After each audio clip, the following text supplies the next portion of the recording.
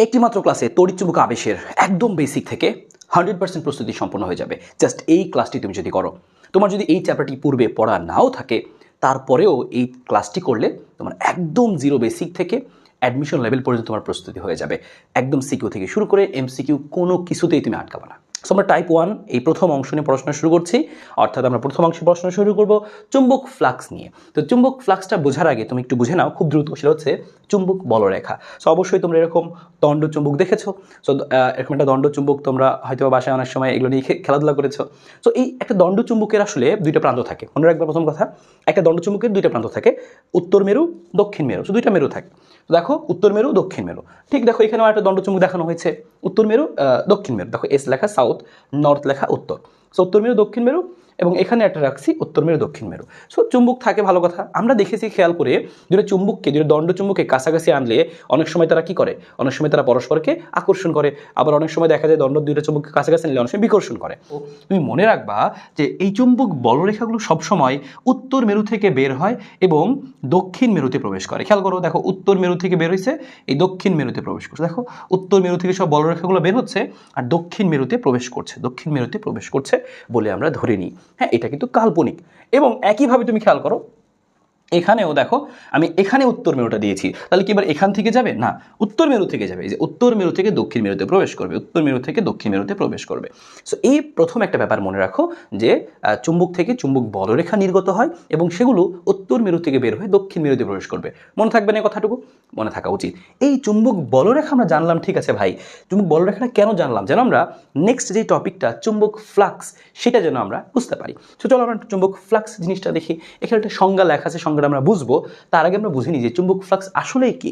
মনে করো এটা হচ্ছে একটা তল। হ্যাঁ, ধরলাম যে আমার হাতের এই অংশটুকু হচ্ছে একটা তল। হ্যাঁ, যে কোনো একটা তল। এখন এই তলের মধ্য দিয়ে আমি একটু আগে তোমাকে বললাম যে চুম্বক থেকে চুম্বক বলরেখা বের হয়। সো আমি মনে করো এই একটা চুম্বক এভাবে করে আনলাম, তার মানে কি এখান থেকে চুম্বক বলরেখা বের হবে, উত্তর মেরু থেকে চুম্বক বলরেখা বের হবে। সো একটা তলের লম্বভাবে, দেখো লম্বভাবে না ব্যাপারটা, এই দেখো হাতটা এভাবে আসে, তার সাথে আমি এভাবে যাচ্ছি, তার মানে এভাবে যাচ্ছি মানে কি লম্বভাবে। সো একটা তলের লম্বভাবে যতগুলো চুম্বক বলরেখা পাস করে সেই নাম্বারটাকে আমরা বলি হচ্ছে চুম্বক ফ্লাক্স। মনে করো আমার এই ফাঁকা করে দেখাচ্ছি, এই যে মনে করো 4টা আঙ্গুল, এই 4টা হচ্ছে 4টা বলরেখা। এখন খেয়াল করো এই হাতের মধ্য দিয়ে, এই তলের মধ্য দিয়ে কয়টা বলরেখা পাস করতে পারলো? 2টা বলরেখা পাস করতে পারলো, এই যে এই 2টা, মাঝখানে 2টা। আর দেখো এটা নিচ দিয়ে যাচ্ছে, এটা আর উপরেটা উপর দিয়ে যাচ্ছে। অর্থাৎ কোনো একটা তলের মধ্য দিয়ে, ধরুন এই হচ্ছে একটা তল, এই বোর্ডটা হচ্ছে একটা তল, আর তুমি এভাবে করে বলরেখা কিছু দিচ্ছ, তুমি এভাবে করে কিছু বলরেখা মনে করো দিচ্ছ, ঠিক আছে? সো এভাবে করে কিছু বলরেখা দিচ্ছ। সো যদি এভাবে করে বলরেখা তুমি দাও এবং 4টা বলরেখার এই তলের মধ্য দিয়ে যাইতে পারে লম্বভাবে, তাহলে তার ফ্লাক্স হবে 4। যদি 2টা বলরেখা শুধু তার মধ্য দিয়ে যায় তাহলে তার ফ্লাক্স হবে কি 2। এখন এই যে চুম্বক ফ্লাক্স, এই জিনিসটাকে আমরা প্রকাশ করি হচ্ছে ফাই, এই ফাই চিহ্ন দিয়ে প্রকাশ করি, এটাকে বলে ফাই। এবার এই ফাইটা আসলে ক্ষেত্রফলের সমানুপাতিক, এবং এই ফাইটা আসলে চুম্বক ক্ষেত্রের সমানুপাতিক। যে চুম্বক ক্ষেত্র তুমি প্রয়োগ করলা তার সমানুপাতিক। তুমি যদি মনে করো এই হচ্ছে তোমার একটা তল আছে, এই একটা তল আছে, তুমি কি করো, তুমি যদি মনে করো এখানে এই তলে মনে করো এখানে কিছু বলরেখা যাচ্ছিল, এখানে আমি ধরলাম একই রকমের কিছু বলরেখা যাচ্ছিল, আমি জাস্ট এভাবে এঁকে নিচ্ছি। সো মনে করো একই রকমের কিছু বলরেখা যাচ্ছিল। সো তোমাকে জিনিসটা একদম ডিটেলস বোঝাই দিই। সো মনে করো এরকম, সো এরকম কিছু বলরেখা যাচ্ছিল, এই সাদাগুলো হচ্ছে বলরেখা, এই যে হচ্ছে আমাদের সেই সবুজ তলটা। দেখো তো এই তলের মধ্য দিয়ে লম্বভাবে কয়টা বলরেখা যেতে পারছে, আমি সেগুলোকে মার্ক করে দিচ্ছি, 1টা 2টা 3টা। তাহলে এখানকার ফ্লাক্স হচ্ছে 3। আচ্ছা ঠিক আছে, বুঝতে পারলাম ফ্লাক্স 3। এবার যদি আমরা কি করি, এই ক্ষেত্রফলটাকে বাড়িয়ে দিই, দেখো আমি এই সিনারিটা আমি আরেকবার তোমাকে দেখাই। এখানে আমি কি করলাম, এই যে তলটা ছিল, এই তলের ক্ষেত্রফল যদি বাড়িয়ে দেওয়া হয়, খেয়াল করো, অবশ্যই বুঝতে পারছো আগে যেই তলটা ছিল তার তুলনায় এই তলের ক্ষেত্রফলটা কি অনেক বেশি। এখন ক্ষেত্রফল বাড়ার ফলে চিন্তা করে দেখো এর মধ্য দিয়ে অতিক্রান্ত ফ্লাক্সও বেড়ে গেছে না? তার মানে এখানে এর মধ্য দিয়ে ফ্লাক্স অর্থাৎ চুম্বক বলরেখা বেশি গেছে, তাহলে ফ্লাক্সও বেশি হবে। তাহলে ক্ষেত্রফল বাড়লে আমাদের ফাইয়ের মানটা কি হয়, বাড়বে, চুম্বক ফ্লাক্সও বাড়বে। ক্ষেত্রফলের সাথে সমানুপাতিক সম্পর্ক। ঠিক তেমনি তুমি যদি কি করো, তাহলে ক্ষেত্রফল বাড়লে চুম্বক ফ্লাক্স বাড়ে। এখান থেকে আমরা বুঝতে পারলাম, এই লাইন থেকে বুঝতে পারলাম যে ক্ষেত্রফল যদি বাড়ে তাহলে আমাদের এই চুম্বক ফ্লাক্স যেটা, এই ফ্লাক্সের মান আসলে কি হয়, বাড়ে। এবার আরেকটা সিনারিও তোমাকে আমি দেখাচ্ছি, সেটা হচ্ছে মনে করো আগের মতোই এরকম জিনিস ছিল, আমাদের তলটা মনে করো আগের মতোই ছিল, হ্যাঁ এই তলটা মনে করো আগের মতোই ছিল, আগের মতোই আছে, কিন্তু আমি এবার করলাম কি চুম্বক ক্ষেত্রের মান বাড়ায় দিলাম, বেশি বেশি মানে চুম্বক ক্ষেত্র দিলাম। আগে চুম্বক ক্ষেত্র ছিল মনে করো মিডিয়াম মোটামুটি মানের, কিন্তু এখন চুম্বক ক্ষেত্রের মানটাকে বেশি করছি। চুম্বক ক্ষেত্রের মান বেশি হওয়া মানে কি জানো, চুম্বক ক্ষেত্র যখন বেশি হবে তখন এই যে এই বলরেখাগুলো আরও বেশি কাছাকাছি চলে আসবে, বলরেখাগুলো আরও বেশি কাছাকাছি চলে আসবে, এরকম আরও বেশি কাছাকাছি চলে আসবে, বুঝছো? তো চুম্বক বলরেখা যখন বাড়াই দিছি তখন দেখো আরও বেশি বেশি ফ্লাক্স এর মধ্য দিয়ে গেল।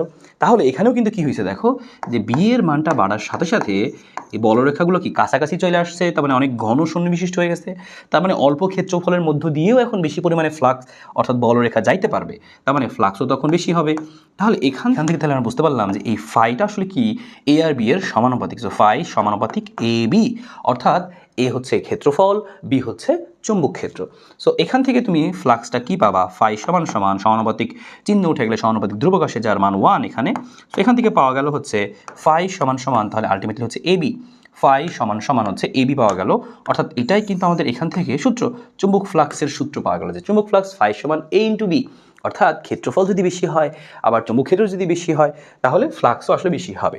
সো ফাই সমান এ বি। তবে এই সকল ক্ষেত্রেই কিন্তু চুম্বক এই বলরেখাগুলো যাচ্ছিল কিভাবে, যে তলের সাথে লম্বভাবে, মধ্য দিয়ে লম্বভাবে, তার মানে যে তলের লম্বভাবে, তার মানে তলের লম্বভাবে যখন আমাদের বলরেখাগুলো যায় তখন আমরা কি করি, তখন আমরা হচ্ছে এভাবে করে এভাবে করে আমরা ফাই বের করে ফেলতে পারি। এখন কারো মনে প্রশ্ন আসতে পারে যে ভাই মনে করেন তলের লম্ব হবে গেল না, এই হচ্ছে আমাদের হচ্ছে সেই তলটা ছিল, বা এই হচ্ছে আমাদের তলটা ছিল, আগের বার তো চুম্বক বলরেখাগুলো লম্বভাবে যাচ্ছিল, সো লম্বভাবে গেলে যতগুলো যাবে ততগুলো আমি নিয়ে ফেললে হয়ে যাবে। কিন্তু লম্বভাবে না গিয়ে মনে করি একটু বাঁকা এভাবে কোনাকুনি এসে গেল, চুম্বক বলরেখাগুলো কোনাকুনি আসতেছে, তাহলে কি করব, তাহলে কি শুধু ফাই সমান এবি লিখতে পারবো, না পারবো না। যদি লম্বভাবে যায়, তলের সাথে লম্বভাবেই যদি বলরেখাগুলো যায় তাহলেই শুধু লিখতে পারবো, কিন্তু লম্বভাবে না গেলে কি করব, লম্বভাবে না গেলে আমরা কি করব খেয়াল করো, তখন আমরা কি করব, যে আমরা এই লম্বভাবে যে মানটা হয় সেটা নিয়ে নিব, যে তলের লম্বভাবে যাচ্ছে না তাহলে লম্ব দিকে এই চুম্বক ক্ষেত্রের মানটা আমরা নিয়ে নিব, তাহলে সেই মানটা আসবে হচ্ছে এ বি, আর লম্বভাবে মানটা আসবে হচ্ছে কস থিটা, হ্যাঁ কস থিটা। সো তখন যখন লম্বভাবে না যায় থিটা কোণে যায়, যখন থিটা কোণে যায় তখন আমরা কি করি, এটা লিখি যে ফাই সমান এ বি কস থিটা। কেন আমি থিটা কোণে গেলে এটা লিখলাম, কারণ আমার তো লম্বভাবে মান দরকার, লম্বভাবে মান ছিল না, সো লম্ব দিকে উপাংশটা আমরা নিয়ে আসি বি কস থিটা, ঠিক আছে, এ এর লম্ব দিকে বি এর উপাংশটা আমরা নিয়ে আসি, সো আমরা হচ্ছে এ এর দিকে এই বি এর যে উপাংশটা সেটা আমরা নিয়ে আসি, ঠিক আছে, বি কস থিটা। তাহলে আমরা এখান থেকে পেয়ে যাই ফাই সমান এ বি কস থিটা। এবার সংজ্ঞাটা তুমি দেখো, কোনো তলের ক্ষেত্রফল এবং ওই তলের লম্ব বরাবর চুম্বক ক্ষেত্রের উপাংশের গুণফল, এই কোনো তলের ক্ষেত্রফল এই যে এ এবং ওই তলের লম্ব বরাবর চুম্বক ক্ষেত্রের উপাংশের গুণফল। তাহলে লম্ব বরাবর চুম্বক ক্ষেত্রের উপাংশ মানে যেটা, যে লম্ব বরাবর দেখো, যে ওই তলের লম্ব বরাবর, ওই তলের লম্ব বরাবর চুম্বক ক্ষেত্রের উপাংশ মানে কি, এই যে বি কস থিটা, তাহলে ক্ষেত্রফল আর এই যে বি কস থিটা, এই গুণফলটাকে কি বলবো, চুম্বক ফ্লাক্স বলবো। এবার সংজ্ঞাটা বুঝতে পেরেছে না? তাহলে আমরা এখান থেকে বুঝে গেলাম যে ফাই সমান A B cos theta, phi সমান এ বিও লেখা যায়, তবে কখন, যখন হচ্ছে সরাসরি তলের লম্বভাবেই বলরেখা যাবে, লম্বভাবে না গেলে কি করবো, ফাই সমান এ বি কস থিটা। এবং এখানে গুরুত্বপূর্ণ একটা জিনিস তোমাকে মনে রাখতে হবে, এই থিটা নিয়ে একটা জিনিস মনে রাখতে হবে, কারণ এই থিটাটা কিন্তু অবশ্যই সবার ভুল হয়ে যায়। এই থিটা কার কার মধ্যবর্তী কোণ, এ আর বি আসছে না, তাহলে থিটা হবে এ এবং বি এর মধ্যবর্তী কোণ, এ এবং বি এর, এ এবং বি এর মধ্যবর্তী কোণ। সো এ এবং বি এর মধ্যবর্তী কোণ। তাহলে ব্যাপারটা আমাদের হয়ে গেল, জিনিসটা আমরা এখান থেকে বুঝে গেলাম যে থিটা সমান কি হবে, যে এ ও বি এর মধ্যবর্তী কোণ। That's it. সো খুবই ভালো। এখন এখান থেকে আমরা বুঝে গেলাম থিটা হচ্ছে এ ও বি এর মধ্যবর্তী কোণ, এ আর বি। কিন্তু প্রশ্ন যদি তলের সাথে কোণ দেওয়া থাকে তুমি কিন্তু নিবা না, কার সাথে নিবা, এ এবং বি এর মধ্যবর্তী কোণ নিবা। এবং এখান থেকে আমরা আরও জিনিস একটু লিখে রাখতে পারি, সেটা হচ্ছে যেহেতু ফাই সমান এ বি কস থিটা লেখা গেছে, তাহলে ফাই ইকুয়াল টু এটাও লেখা যাবে, সেটা হচ্ছে A dot B, A vector গুণ B vector, A dot B, কারণ কস থিটা থাকলে ডট গুণ দিয়ে লেখা যায়, এ কিন্তু আমাদের এখানে ক্ষেত্রফল এবং হচ্ছে ভেক্টর আকারে কিন্তু লিখতে পারি আমরা ক্ষেত্রফলকে। সো এ এবং বি এর ডট গুণ করলে আমরা ফাই পেয়ে যাব। সো এতটুকু জিনিস আশা করি সুন্দর মতো ক্লিয়ার হয়ে গেছে। তবে এই থিটার ব্যাপারটা আরও ভালো মতো ক্লিয়ার হতে হবে, কারণ এই থিটাটা অনেকেই ভুল করে ফেলে। সো থিটাটা আমরা খুব ভালো মতো এখন চলো বুঝি। সো ফাই সমান এ বি কস থিটা বুঝে গেলাম আমরা, এ মানে ক্ষেত্রফল, বি মানে চুম্বক ক্ষেত্র, ঠিক আছে। এবার এইটা আমরা একটু এককগুলো লিখে ফেলে আসো। তার মানে আলটিমেটলি আমরা এখান থেকে বুঝলাম কি, যে ভাই ফাই সমান সমান তাহলে সহজ কথা কি দাঁড়ালো, এ বি কস থিটা, বা এটাকে আমি বলতে পারবো কি, যে ফাই সমান হচ্ছে এ গুণ বি, অর্থাৎ এ ডট বি, এভাবে লিখতে পারবো আমরা। ডান। এবার এখান থেকে আমরা এককটুকু লিখে ফেলি, মানে মেন যেটুকু তোমার মনে রাখতে হবে, তাহলে আলটিমেটলি এত কিছু পড়ার পর যেটা তোমার মনে রাখতে হবে। এই এককটা কি আমাদের এই ফায়ার এককটা হচ্ছে, আমরা এটাকে বলি হচ্ছে ওয়েবার। ফায়ার এককটাকে বলি হচ্ছে আমরা ওয়েবার, হ্যাঁ, ডাব্লিউবি লিখি ওয়েবার, হ্যাঁ, এভাবে বলি আমরা। বা এটাকে আমরা অন্য একক বলতে পারি কি, খেয়াল করো, এই বি এর একক হচ্ছে টেসলা, আর ক্ষেত্রফলের একক হচ্ছে মিটার স্কোয়ার। এটাকে আমরা বলতে পারি টেসলা মিটার স্কোয়ার, এভাবে আমরা বলতে পারি, ঠিক আছে। সেই কথাটা এখান থেকে মনে রেখো, ওয়েবার অথবা টেসলা মিটার স্কোয়ার বলতে পারি চুম্বক ফ্লাক্সের একক। আর থিটা অবশ্যই কার কার মধ্যবর্তী কোণ? থিটা অবশ্যই হচ্ছে আমাদের যে এ এবং বি এর মধ্যবর্তী কোণ। অবশ্যই তুমি দেখো এখান থেকে বুঝতে পারছো এ আর বি, তাহলে এ আর বি এর মধ্যবর্তী কোণ। একটু অ্যানালাইসিস করে না দেখলে তুমি বুঝতে পারবা না, কারণ থিটাটা নিয়ে ঝামেলা হয়। খেয়াল করো, দেখো এই হচ্ছে আমাদের তল, এই যে গোলাপি জিনিসটা দেখতে পাচ্ছ, এটা হচ্ছে আমাদের তল, ঠিক আছে। আর আমি সবার আগে এই তলের সাথে লম্বগুলো এঁকে নিই। এই যে তলের সাথে লম্ব মানে কি, এটা হচ্ছে ক্ষেত্রফলের দিক। মনে রাখবা, ক্ষেত্রফলের দিক হয় সবসময় তলের সাথে লম্ব। এই যে তল আছে, তলের সাথে লম্ব হবে ক্ষেত্রফলের দিক। এই যে তল আছে, তলের সাথে লম্ব হবে ক্ষেত্রফলের দিক। এই যে তল আছে, তলের সাথে এই লম্বটাই হবে ক্ষেত্রফলের দিক। দেখো এখানে তল আছে, এই তলের সাথে এই লম্বটাই হবে ক্ষেত্রফলের দিক। সো একটা জিনিস বুঝে গেলাম, তলের সাথে লম্বই হয় ক্ষেত্রফলের দিক। যেমন এই বোর্ডের তলটা, এই বোর্ডের লম্ব কি, এই যে এটা হচ্ছে লম্ব, তাহলে এটাই হবে ক্ষেত্রফলের দিক, এরকম। এখন তোমার এই কেসটা দেখো, এখানে আমাদের চিত্র আঁকা আছে কি, আর পরীক্ষায় বলবে কি, পরীক্ষায় বলবে তলের সাথে চুম্বক ক্ষেত্র লম্বভাবে অবস্থান করলে কি হয়। দেখো এই যে চুম্বক ক্ষেত্র হচ্ছে, এই নীলগুলো হচ্ছে চুম্বক ক্ষেত্র, এই সব নীল দেখতে পাচ্ছ, চুম্বক ক্ষেত্র হচ্ছে ওগুলো। দেখো এই যে তলটা ছিল, এই তলের সাথে লম্বভাবে হচ্ছে কি, এই দেখো এই যে কলমটা এই তলের সাথে লম্বভাবে চুম্বক ক্ষেত্র আছে। তাহলে তলের সাথে লম্বভাবে চুম্বক ক্ষেত্র, তাহলে আমাদের চুম্বক ক্ষেত্র দিক হচ্ছে এই যেটা, তলের সাথে লম্বভাবে চুম্বকক্ষেত্র আছে। এবার তুমি খেয়াল করে দেখো, তলের সাথে চুম্বকক্ষেত্র লম্বভাবে আছে, ভালো কথা। তাহলে কোনটা কি, তাহলে লম্বভাবে, এই লম্ব কথাটা দেখে কি তুমি 90 লিখবা? না, লম্ব থাকলেও তুমি কোন কার নিবা। এ দেখো এ আর বি, দেখতেই পাচ্ছ এ আর বি একই সমান্তরালে আছে। সমান্তরালে থাকলে মধ্যবর্তী কোণ কত হয়? 0 ডিগ্রি নিতে হয়, ঠিক আছে। যদিও তলের সাথে লম্ব বলছে, তলের সাথে লম্ব বলছে মানেই ক্ষেত্রফলের সাথে চুম্বকক্ষেত্রের কোণ কি হবে? 0 ডিগ্রি, সমান্তরালে হবে, ঠিক আছে। সো এই কথাটার চিত্র হচ্ছে এটা। একইভাবে খেয়াল করো, প্রশ্নে বলা থাকে তলের সাথে চুম্বকক্ষেত্র সমান্তরাল অবস্থান করছে। দেখো এই যে গোলাপিটা আমাদের তল, সে এই এটা হচ্ছে সে গোলাপিটা আমাদের তল, আর তলের সাথে দেখো চুম্বকক্ষেত্র কোন দিকে যাচ্ছে? একই দিকে যাচ্ছে, এরকম শুয়ে যাচ্ছে। তো তলের সাথে চুম্বকক্ষেত্র সমান্তরালে যাচ্ছে, তাহলে এটা হচ্ছে আমাদের কিসের দিক? এটা হচ্ছে আমাদের চুম্বকক্ষেত্রের দিক, এটা হচ্ছে আমাদের চুম্বকক্ষেত্রের দিক, এটা হচ্ছে চুম্বকক্ষেত্রের দিক। আর এই যে লম্ব হবে, তোমরা তলের সাথে লম্ব হবে তো ক্ষেত্রফল লিখেই রাখছি। কোন কার নিতে হয়? এ আর বি। নিজে খেয়াল করে দেখো, এই দেখো এ এর সাথে এই যে বি এর কোণ কত? এ এর সাথে বি এর কোণ 90 দিকে দেখা যাচ্ছে। তাহলে সমান্তরাল বলছিল, কিন্তু আমরা কি 0 বসাবো না, কি করলাম আমরা এখানে 90 বসালাম, কারণ 90 হচ্ছে তো এখানে। আশা করি বুঝে গেছো। এবং আরও একটা খেয়াল করো, এবার তার মানে তুমি এই দুইটাকে যে কি বুঝতে পারলা, যে কোনটা অবশ্যই কার সাথে দেওয়া থাকতেছে? তলের সাথে। তলের সাথে কোনটা বারবার দেওয়া থাকতেছে। তো তলের সাথে যখন কোণ দিচ্ছে, লম্ব বললে 0 নিচ্ছি, সমান্তরাল অর্থাৎ 0 বললে 90 নিচ্ছি। তার মানে কিভাবে আসলো এটা? তলের সাথে বললে 90 থেকে বিয়োগ দিতে হয়। তাহলে তলের সাথে চুম্বকক্ষেত্র দেওয়া থাকলে 90 ডিগ্রি থেকে বিয়োগ করে দিলে আমরা থিটা পাবো, কারণ থিটা কার কার হয়? এ আর বি এর হয়। কিন্তু তাই তলের সাথে ভালো মতো প্রশ্ন পড়ে দেখবা, তলের সাথে দেওয়া থাকলে 90 থেকে বিয়োগ করে দিব। সেম একইভাবে এখানে তুমি তাকায় দেখো, ক্ষেত্রফল লম্বভাবে আছে এবং এইদিকে তোমার কি আছে? চুম্বকক্ষেত্র প্রয়োগ হয়েছে। দেখো তাহলে চুম্বকক্ষেত্র এদিকে হয়েছে, তোমার এদিকে চুম্বকক্ষেত্র প্রয়োগ হয়েছে এটা, তোমার চুম্বকক্ষেত্র প্রয়োগ হয়েছে এটা, ঠিক আছে। যদি তোমার প্রশ্নে সরাসরি বলে দেয় যে এই কোণটা, তোমার যদি এই কোণটা বলে দেয়, এই কোণটা বলে দেয় যে ক্ষেত্রফল এবং চুম্বকক্ষেত্রের কোণ 60 ডিগ্রি, তাহলে 60 ডিগ্রি নিয়ে নিবা, 60 ডিগ্রি নিয়ে নিবা। কিন্তু যদি ক্ষেত্রফলের সাথে চুম্বকক্ষেত্র না দিয়ে তারা কোণটা দিয়ে দেয় কাটটা, মনে করো এই যে এরকম, হ্যাঁ, তারা কোণটা দিয়ে দিল এটা, যে তলের সাথে 30 ডিগ্রি কোণে, তলের সাথে যদি 30 ডিগ্রি কোণে চুম্বকক্ষেত্র যায়, দেখো এই যে তলের সাথে 30 ডিগ্রি কোণে চুম্বকক্ষেত্র গেছে। তো তলের সাথে যদি আমাদের প্রশ্নের মান দিয়ে দেয়, আমরা তো তলের সাথে নিব না, আমরা কার সাথে নিব? ক্ষেত্রফলের সাথে নিব। পরে 30 বললে আমরা কি করছি? দেখো 60 নিছি, কারণ কি 90 থেকে বিয়োগ করে দিছি, কারণ কোণ নিতে হয় কি? এ আর বি এর। তাহলে সহজ কথায় তলের সাথে চুম্বকক্ষেত্র যদি দেওয়া থাকে 90 থেকে তুমি বিয়োগ করে দিবা, কারণ কোনটা নিতে হবে? এ আর বি এর।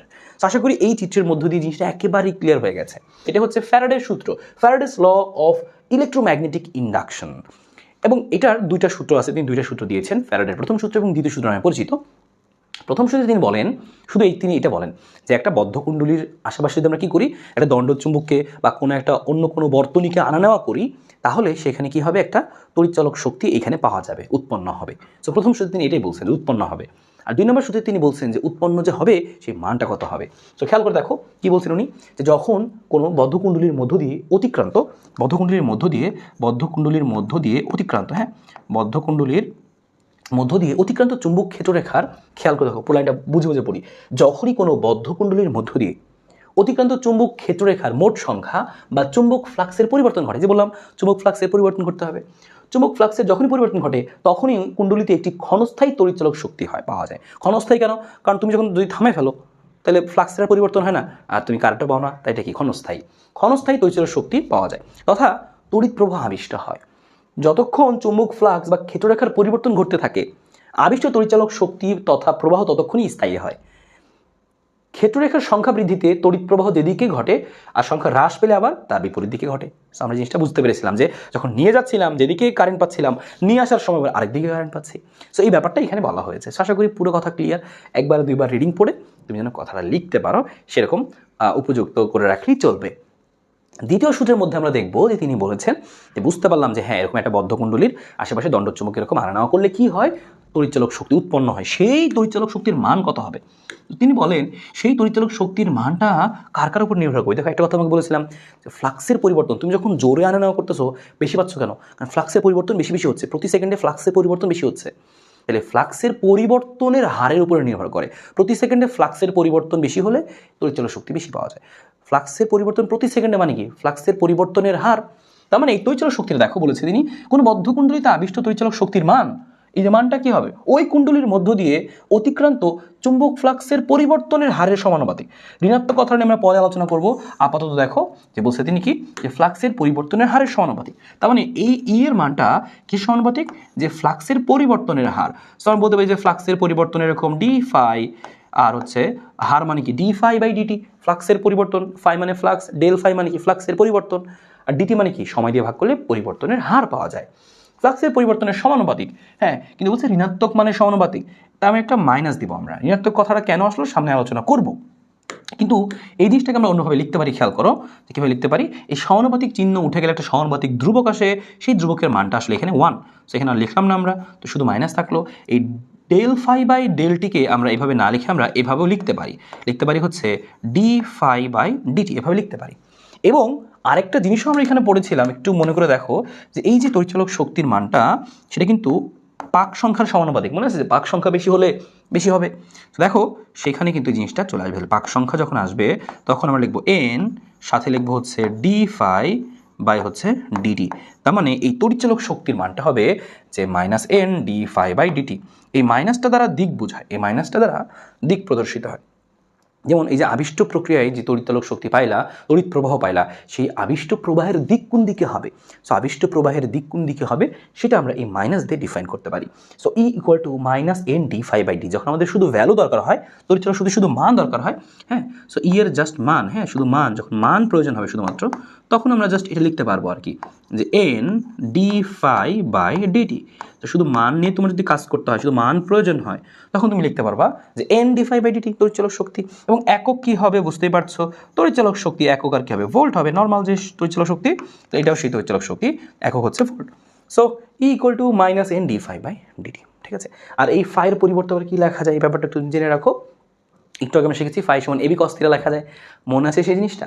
এবং তুমি এই জিনিসটাও তুমি মনে রাখবা। এই জিনিসটাকে আমরা অন্যভাবে কি বলতে পারি, যে ডিডিটি অফ ফাই, অর্থাৎ সময়ের সাপেক্ষে এই যে ফাই চুম্বক ফ্লাক্স, সময়ের সাপেক্ষে এই ফ্লাক্সকে অন্তরীকরণ করলেও কি পাওয়া যায়, যে হচ্ছে এখানে আমরা ই পাই। সো এখানে ডি ফাই বাই ডিটির মানে কি, যে সময়ের সাপেক্ষে এই যখন আমরা এই ফাইকে অন্তরীকরণ করবো, ডিডিটি মানে কি সময়ের সাপেক্ষে অন্তরীকরণ করা, ফ্লাক্সকে অন্তরীকরণ করলে আমরা ই পাবো, ঠিক আছে।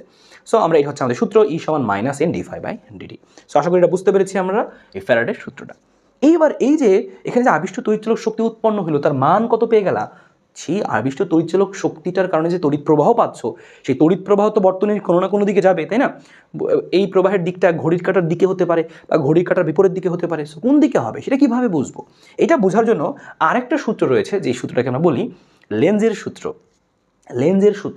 সেই লেন্জের সূত্রটাকে অনেক সময় বলা হয় যে হচ্ছে যে ফ্যারাডের তৃতীয় সূত্র বলা হয়। ফ্যারাডের সূত্র দিয়ে আমরা মান বের করি, আর এইটা দিয়ে আমরা দিক বের করতে পারি, যে আবিষ্ট প্রবাহের দিক, যে আবিষ্ট কারেন্ট যে তৈরি হলো সেই কারেন্টটা কোন দিকে যাবে, আমাদের ঘড়ির কাঁটার দিকে না বিপরীত দিকে, কোন দিকে যাবে সেটা বের করা যায়। লেন্জের এই সূত্রটা আমাদের শক্তির নিত্যতা হিসেবে পরীক্ষাতে আসে, খ নাম্বার হিসেবে আসে। তাহলে বাকি আমাদের কেনে ক নাম্বার কি ছিল? ক নাম্বার আসতে পারে চুম্বক ফ্লাক্স কাকে বলে, ক নাম্বার আসতে পারে তড়িৎ চুম্বক আবেশ কি, খ নম্বরে আসতে পারে, অথবা ক নম্বরে আসতে পারে ফ্যারাডের সূত্রটি কি, ফ্যারাডের দ্বিতীয় সূত্রটি কি, প্রথম সূত্রটি কি, ফ্যারাডের তৃতীয় সূত্রটি কি, বা লেন্জের সূত্রটি বিবৃতি করো, এগুলো ক নম্বরে আসতে পারে। খ নম্বরে আসতে পারে এখান থেকে এই যে লেন্জের সূত্র শক্তির নিত্যতাকে মেনে চলে, এটা হচ্ছে শক্তির নিত্যতা। সো একবার দুইবার রিডিং পড়ে তুমি, বা এখান থেকে হোক বা তোমার টেস্ট পেপার গাইড থেকে হোক, তুমি এটা অবশ্যই পড়ে রাখবা খ নম্বরের জন্য। এই চ্যাপ্টার থেকে যদি কিচ্ছু না আসে, এমসিকিউ সিকিউ কিচ্ছু না আসে, তাও এই খ নাম্বারটা তোমার পরীক্ষায় আসবে, এর সম্ভাবনা 90%। সো অবশ্যই খুব ভালো মতো দেখে রাখো। সো বোর্ড পরীক্ষা যখন দিবা, টেস্ট পরীক্ষা যখন দিবা, তাদের এই চ্যাপ্টারগুলো আছে, দেখবা এটা পরীক্ষাতে চলে আসছে। ঠিক আছে, ফাইন। এবার আমরা আরও দুটো জিনিস দেখবো, সে হচ্ছে স্বকীয় আবেশ এবং পারস্পরিক আবেশ। তারপরে আমাদের ফর্মুলাগুলো খুব দ্রুত আসা শুরু করবে। তো তোমাকে খেয়াল রাখতে হবে, তুমি এই জিনিসটাও জানো, এই ফ্লাক্সের এই পরিবর্তনটা তড়িৎ প্রবাহের সমানুপাতিক। যখনই তুমি এই তড়িৎ প্রবাহের এই পরিবর্তনটা বেশি বেশি হবে, এই ফ্লাক্সেরও কিন্তু বেশি বেশি পরিবর্তন হবে, বা তুমি ফ্লাক্সের বেশি পরিবর্তন করলে এখানে আবিষ্ট যেই তড়িৎ প্রবাহ বা তড়িৎ শক্তি পাবা সেটাও বেশি হবে। সো ফাই সমানুপাতিক হচ্ছে আই। এই সমানুপাতিক উঠে গেলে একটা সমানুপাতিক ধ্রুবক আসে, সেটা হচ্ছে এল। তাহলে আমরা এখানে বলতে পারি ফাই সমান এল আই। এখানকার এল জিনিসটা কি? এখানকার এলটাকে বলা হয় স্বকীয় আবেশ গুণাঙ্ক। এখানকার এলটাকে বলা হয় স্বকীয় আবেশ গুণাঙ্ক, স্বকীয় আবেশ গুণাঙ্ক, স্বকীয় আবেশ গুণাঙ্ক। এবং এই স্বকীয় আবেশ গুণাঙ্কের মান এই ফাই আই এগুলোর উপর নির্ভর করে না। এটা এই যে তুমি যেই হচ্ছে যেই তোমার হচ্ছে ইন্ডাকটেন্সটা কিনে আনছো, বা যেই হচ্ছে ইন্ডাক্টরটা কিনে আনছো, সেই ইন্ডাক্টরের উপর নির্ভর করে, যন্ত্রের উপর নির্ভর করে, ওটার গঠনের উপরে নির্ভর করে। হ্যাঁ, সো এটার সে আকার আকৃতির উপরে নির্ভর করে আসলে। সো ফাই সমান হচ্ছে এল আই। সো এই এলটাই হচ্ছে আমাদের স্বকীয় আবেশ গুণাঙ্ক, স্বকীয় আবেশ গুণাঙ্ক হচ্ছে এক পাকের জন্য। এখন যদি তোমার কি হয়, এন সংখ্যক পাক যদি তোমার থাকে এখানে, তাহলে এন পাকের জন্য সূত্রটা কি হয়ে যায়, যে এন ফাই সমান হচ্ছে এল আই, এটা হচ্ছে এন পাকের জন্য। সো এন ফাই সমান হচ্ছে আমাদের এল আই। সেটা কিন্তু আমাদের ছোটোখাটো একটা সূত্র, সো মনে রাখতে হবে ব্যাপারটাও। N phi equal to L I. N হচ্ছে পাক সংখ্যা, এল হচ্ছে স্বকীয় আবেশ গুণাঙ্ক, এল আই বাকিটা বুঝতে পারছো, তড়িৎ প্রবাহ ফ্লাক্স। এবার আমরা এটা জানতে চাচ্ছিলাম যে নিজের কারণে এই এখানে যে তড়িৎ প্রবাহে পরিবর্তন হচ্ছিল, সেই পরিবর্তনের কারণে ফ্লাক্সের পরিবর্তন হয়ে এখানে যে তড়িৎচালক শক্তি পাওয়া গেল, সেই তড়িৎচালক শক্তির আসলে মান কত, সেই আবিষ্ট তড়িৎচালক শক্তির মানটা কত এখানে, সেটা যদি আমরা জানতে চাই, সেটা কীভাবে জানবো খেয়াল করো। তো আমরা লিখবো, আমরা তো এই জিনিসটা জানি সবাই ফ্যারাডের সূত্র হতে, যে ফ্যারাডের সূত্র হতে তো আমরা সকলে জানি, অলরেডি আমরা পড়ে আসলাম যে ফ্যারাডের সূত্র হতে। সো এখান থেকে আমরা কী লিখতে পারি, দেখো যে ফ্যারাডের সূত্র হতে আমরা এখান থেকে লিখতে পারি হচ্ছে এভাবে, যে ফ্যারাডের সূত্র হতে লেখা যাবে, আমরা এখানে কি লিখবো দেখো, ফ্যারাডের সূত্র আমরা একটু শিখেছিলাম যে ই সমান কী ছিল আমাদের, যে মাইনাস, হ্যাঁ মাইনাস এন, আমাদের কী ছিল minus N D phi by dt, minus N D phi by dt. ঠিক আছে, আমরা এখানে কী পেয়ে গেলাম, যে হচ্ছে minus N D phi by dt. এবার এই জায়গাটার মধ্যে খেয়াল করো, এই যে minus N D phi by dt, এখানে আমরা কি করব, এখানে যদি আমরা কাজ করি, এই যে ফাইয়ের মানটা আমরা বসাই দিই, তাহলে ফাই সমান সমান কী আসবে খেয়াল করো, ফাই সমান সমান কী আসবে আমাদের এখানে, আমি এখানে বসাই দিয়ে আসো, তাহলে দেখো ফাই সমান সমান আমাদের আসবে হচ্ছে, এখানে মাইনাস থাকলো, তাহলে আমরা এখানে বসাই দিয়ে আসো, এখানে ছিল আমাদের এন, এখানে ছিল আমাদের হচ্ছে এন, অথবা হচ্ছে আমরা এই জায়গাটার মধ্যে বসাই দিতে পারি হচ্ছে, দেখো যে হচ্ছে এখানে কি আছে আমাদের এন ইন্টু ডিফাই আছে না, এই এন ইন্টু ডিফাইয়ের জায়গায় আমরা কি বসাতে পারি, তো দেখো আমি সরাসরি এন ইন্টু ডিফাইয়ের জায়গায় বসাই দিচ্ছি, যে আমি এখানে পুরোটা না নিয়ে এই এন ইন্টু ডিফাই এই জায়গায় মানটা বসাই দিই। এখানে হচ্ছে এন ইন্টু ফাই, তাহলে এটা জায়গায় লেখা আছে কত এল আই, তাহলে এখানে আছে এন ইন্টু ডিফাই, তাহলে এখানে কী হবে এল ইন্টু ডিআই, তাহলে এখানে আসবে হচ্ছে আসলে এল ইন্টু ডিআই। সো ডিফাইয়ের পরিবর্তে কী আসছে এখানে ডিআই আসছে আর কি, আর নিচে কি আমাদের আছে ডিটি। তাহলে আমরা এখানে সূত্র পেয়ে গেলাম হচ্ছে ই সমান minus L dI by dt. তা দেখো এটা হচ্ছে আমাদের সেই আবিষ্ট তড়িৎচালক শক্তির সূত্র, যে এখানে স্বকীয় আবেশ গুণাঙ্ক, অর্থাৎ নিজের মধ্যে নিজের কারণে যে আবেশটা আমরা আবেশ প্রক্রিয়ায় তড়িৎচালক শক্তি পাইলাম, সেটা কত, ই সমান minus L dI by DT. So এটা তোমাকে সূত্র আকারে মনে রাখতে হবে। সো এটা হচ্ছে আমাদের এন ফাই সমান এল আই, এবং আরেকটা সূত্র হচ্ছে ই সমান minus L dI by dt, এবং আই ওই যে যেহেতু মাইনাসটা কি ওই যে দিকের ব্যাপারটা নির্ধারণ করে, যে কি কোন দিকে কারেন্টটা যাবে। ঠিক আছে, আর শুধু ভ্যালু নিয়ে অঙ্ক করার সময় লিখতে পারি আমরা ই সমান এল ডিআই বাই ডিটি। এই হচ্ছে আমাদের একটা জিনিস। এবং একইভাবে এখানেও আমাদের আরেকটা জিনিস আছে, পারস্পরিক আবেশ। বর্তনীতে কোনো উৎস নাই, কোনো তড়িৎচালক শক্তি নাই, যখন এটার মধ্যে দিয়ে কারেন্ট যাচ্ছে, এখানে যখন ফ্লাক্সের পরিবর্তন হচ্ছে, তখন এই ফ্লাক্সের পরিবর্তন চুম্বক বল এর মধ্যে ঢুকে গেলে তখন কী পাওয়া যাচ্ছে, এখানেও একটা আমরা কারেন্ট পাচ্ছি, আবিষ্ট তড়িৎচালক শক্তি পাচ্ছি। এবং সেক্ষেত্রেও সেম একই রকমভাবে লেখা যায় যে ফাই সমানুপাতিক হচ্ছে আই, এবং আমরা একটু আগে লিখতেছিলাম যে ফাই সমান সমান হচ্ছে এল আই, এখানে লিখি আমরা এম আই, এবং এন সংখ্যক পাকের জন্য লেখা যায় এন ফাই সমান সমান এম আই। এম হচ্ছে এখানে পারস্পরিক আবেশ গুণাঙ্ক, ঠিক আছে, এম হচ্ছে পারস্পরিক আবেশ গুণাঙ্ক। এবং এখানেও সেম একইভাবে আমরা লিখতে পারি হচ্ছে যে আবিষ্ট তড়িৎচালক শক্তিটা পাওয়া যায় আগেরটার মতোই। আগে লিখতাম আমরা এল ডিআই বাই ডিটি, এখন লিখি হচ্ছে আমরা এম ডিআই বাই ডিটি। এখানে লিখি আমরা কি এই সমান সমান কি minus M dI by dt, minus M dI by dt, ঠিক আছে, minus M dI by dt. এবং এইটা খেয়াল করো, এই ডিএটা কার, এই যে এটার মধ্যে ছিল সেটার আর কি ডিআই, ঠিক আছে। So minus M dI by dt. এবং এই যে আমরা এখানে বললাম যে সক্রিয় আবেশ গুণাঙ্ক, পারস্পরিক আবেশ গুণাঙ্ক, এর একক কি, এল বা এম এর একক হচ্ছে কি, এল বা এম এর একক হচ্ছে হেনরি বলা হয় এটাকে, হেনরি, এইচ দিয়ে লিখি আমরা হেনরি। বা তুমি এখানে এম সমান সমান লিখতে পারো, দেখো ই ইন্টু ডিটি, যেখান থেকে তুমি লিখতে পারবা এম ইকুয়াল টু, চাইলে লেখা যাবে যে ই ইন্টু ডিটি ভাগ হচ্ছে ডিআই। এটার একক কি লিখতে পারো, তখন খেয়াল করো, ই এর একক হচ্ছে ভোল্ট, এটা হচ্ছে ডিটি হচ্ছে সেকেন্ড, আর ডিভাইড বা হচ্ছে অ্যাম্পিয়ার, সো ভোল্ট সেকেন্ড পার অ্যাম্পিয়ার এভাবে লিখতে পারি আমরা। আর ভোল্ট সেকেন্ড পার অ্যাম্পিয়ার মানে হচ্ছে হেনরি, এটা মানেই হচ্ছে কি হেনরি, এটা মানে হচ্ছে হেনরি, এইচ, এটাকে বলা হয় কি যে হেনরি, একক হচ্ছে হেনরি। সো আশা করি একদম ক্লিয়ার ব্যাপারটা বুঝতে পেরেছ। তাহলে আমরা এখানে পারস্পরিক আবেশটা বুঝে ফেললাম যে এটার মধ্য দিয়ে ফ্লাক্সের পরিবর্তন, কারেন্টের পরিবর্তন যখন হচ্ছে, ফ্লাক্সের পরিবর্তন হচ্ছে, আর এটার মধ্য দিয়েও তখন হয়ে যাচ্ছে ফ্লাক্সের পরিবর্তন হলে আমরা এখানে কারেন্ট পেয়ে যাব। তার মানে এই বর্তনীতে কোনো উৎস নাই, তারপরে কারেন্ট পাওয়া যাচ্ছে, কারণ তার পাশেরটার মধ্য দিয়ে কারেন্ট যাচ্ছে, যখন কারেন্টের পরিবর্তন হচ্ছে তখন এটার মধ্যে পাওয়া যাচ্ছে শুধুমাত্র, ঠিক আছে। সেই হচ্ছে ব্যাপারটা, এটাকে বলে পারস্পরিক আবেশ পাশাপাশি। এবার এই যে পারস্পরিক আবেশ, এই কনসেপ্টটা ব্যবহার করে আসলে একটা যন্ত্র বানানো হয়, তার নাম হচ্ছে ট্রান্সফর্মার। তোমরা অবশ্যই বাসা বাড়িতে এরকম ট্রান্সফর্মার দেখেছো, এই যে ট্রান্সফর্মার দেখেছো, এই যে ট্রান্সফর্মারটা আসলে কি করে, ট্রান্সফর্ম করে, নামের মধ্যে আছে ট্রান্সফর্মার, ট্রান্সফর্ম করবে, কি ট্রান্সফর্ম করবে, এটা আসলে কি করে, বিভবকে আসলে ট্রান্সফর্ম করে, উচ্চ বিভবকে নিম্ন বিভব বানায়, নিম্ন বিভবকে উচ্চ বিভব বানায়। এটা কেন, প্রয়োজনের খাতিরে।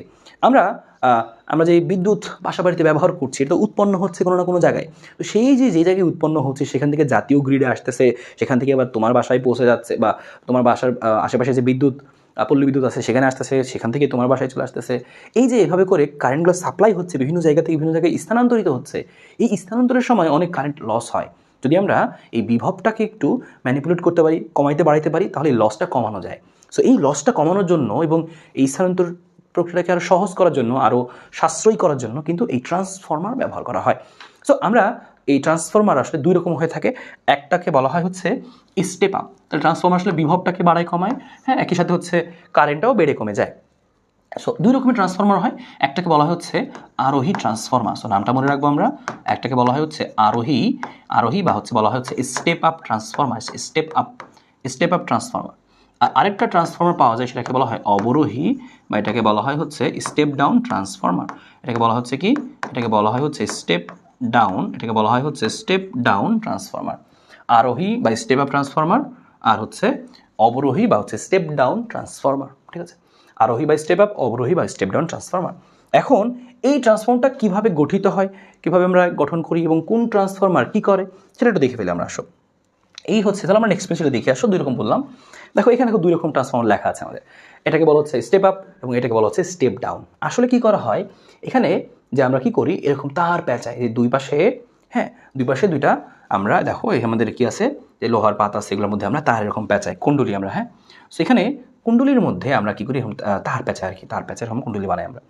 সো এই প্রথম এই সাইডটাকে বলা হয় হচ্ছে মুখ্য কুণ্ডলী, এটাকে বলা হয় হচ্ছে মুখ্য কুণ্ডলী, যেটার মধ্যে তুমি ভোল্টেজ প্রয়োগ করবা, আর যেটার মধ্যে তুমি পাবা সেটা হচ্ছে গৌণ কুণ্ডলী, সেটা হচ্ছে মুখ্য কুণ্ডলী, আর যেটার মধ্যে তুমি এই ভোল্টেজগুলো আসলে পাবা সেটাকে বলা হয় হচ্ছে গৌণ কুণ্ডলী। সো মুখ্য কুণ্ডলীর যে বিভব, সেই বিভবকে বলা হবে ইপি। মুখ্য কুণ্ডলীর যে প্রবাহ তাকে বলা হবে আইপি। পি মানে প্রাইমারি, এজন্য সব পি দিয়ে লেখা হয়। এই মুখ্য কুণ্ডলীতে যে পাক সংখ্যা সেটাকে বলবো এনপি, প্রাইমারির পাক সংখ্যা এন। এবং এই পাশে যদি কোনো রোধ থাকে, এটার সংশ্লিষ্ট কোনো রোধ থাকে, সেই রোধকে বলবো আমরা আরপি, এরকম, হ্যাঁ। গেল। আর এই পাশে যে ক্ষমতা, হ্যাঁ, প্রতি সেকেন্ডের শক্তির পরিবর্তন, সেটাকে বলবো আমরা কি, যে হচ্ছে পি, বা হচ্ছে আমরা বলতে পারি হচ্ছে কি, যে হচ্ছে পিপি, বা হচ্ছে শুধু পি বলতে পারি। যাই হোক, সেটা হচ্ছে আমাদের কি এখানকার মুখ্য কুণ্ডলীর ব্যাপার স্যাপার। আর এই গৌণ কুণ্ডলীর ব্যাপার স্যাপারগুলো কী হবে, এখানকার যে এখানে আমি ভোল্টেজ প্রয়োগ করলাম এবং এখানে আমি আবেশ প্রক্রিয়ায় ভোল্টেজ পাবো, সেই ভোল্টেজটা হচ্ছে আমাদের ইএস। তারপর হচ্ছে সেইখানে যে প্রবাহ পাবো তার নাম হচ্ছে আইএস। এখানে যে আমরা রোধ যদি থাকে তার সংশ্লিষ্ট রোধকে বলবো আরএস, এবং এখানকার যে পাক সংখ্যা থাকবে সেটাকে বলবো হচ্ছে আমরা এনএস।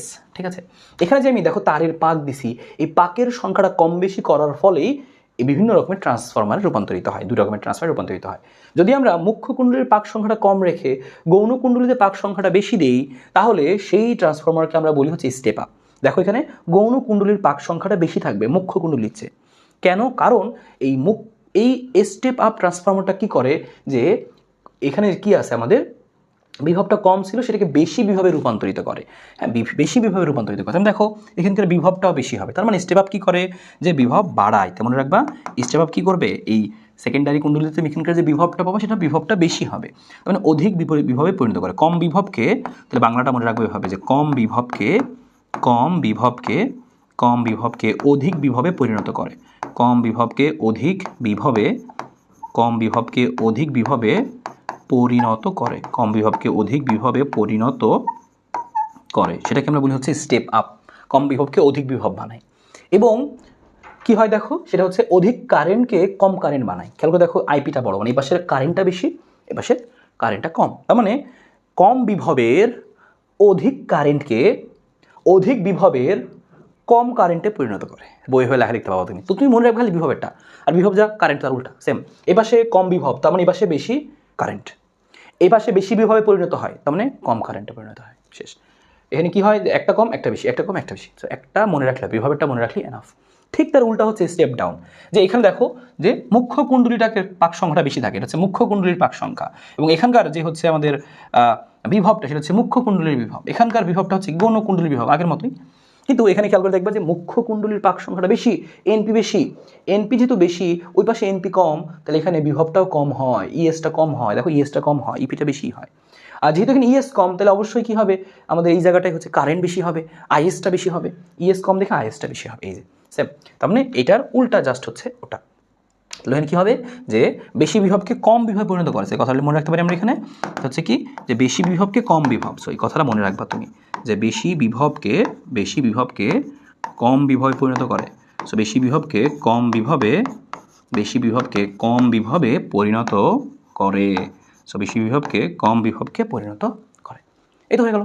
ট্রান্সফর্মার আসলে এই কাজটা করে, এবং এখানে কিন্তু যে শক্তির নিত্যতাটা পালিত হয়। দেখো এখানে যে শক্তির যে মোট পরিবর্তন হয়, প্রতি সেকেন্ডে যে শক্তির পরিবর্তন হয়, এখানে একই পরিমাণ পরিবর্তন হয়। এই কারণেই তো একটা বিভব বেশি কারেন্ট কম, এখানে কারেন্ট বেশি বিভব কম, এই টাইপের জিনিস হয়, তাই না?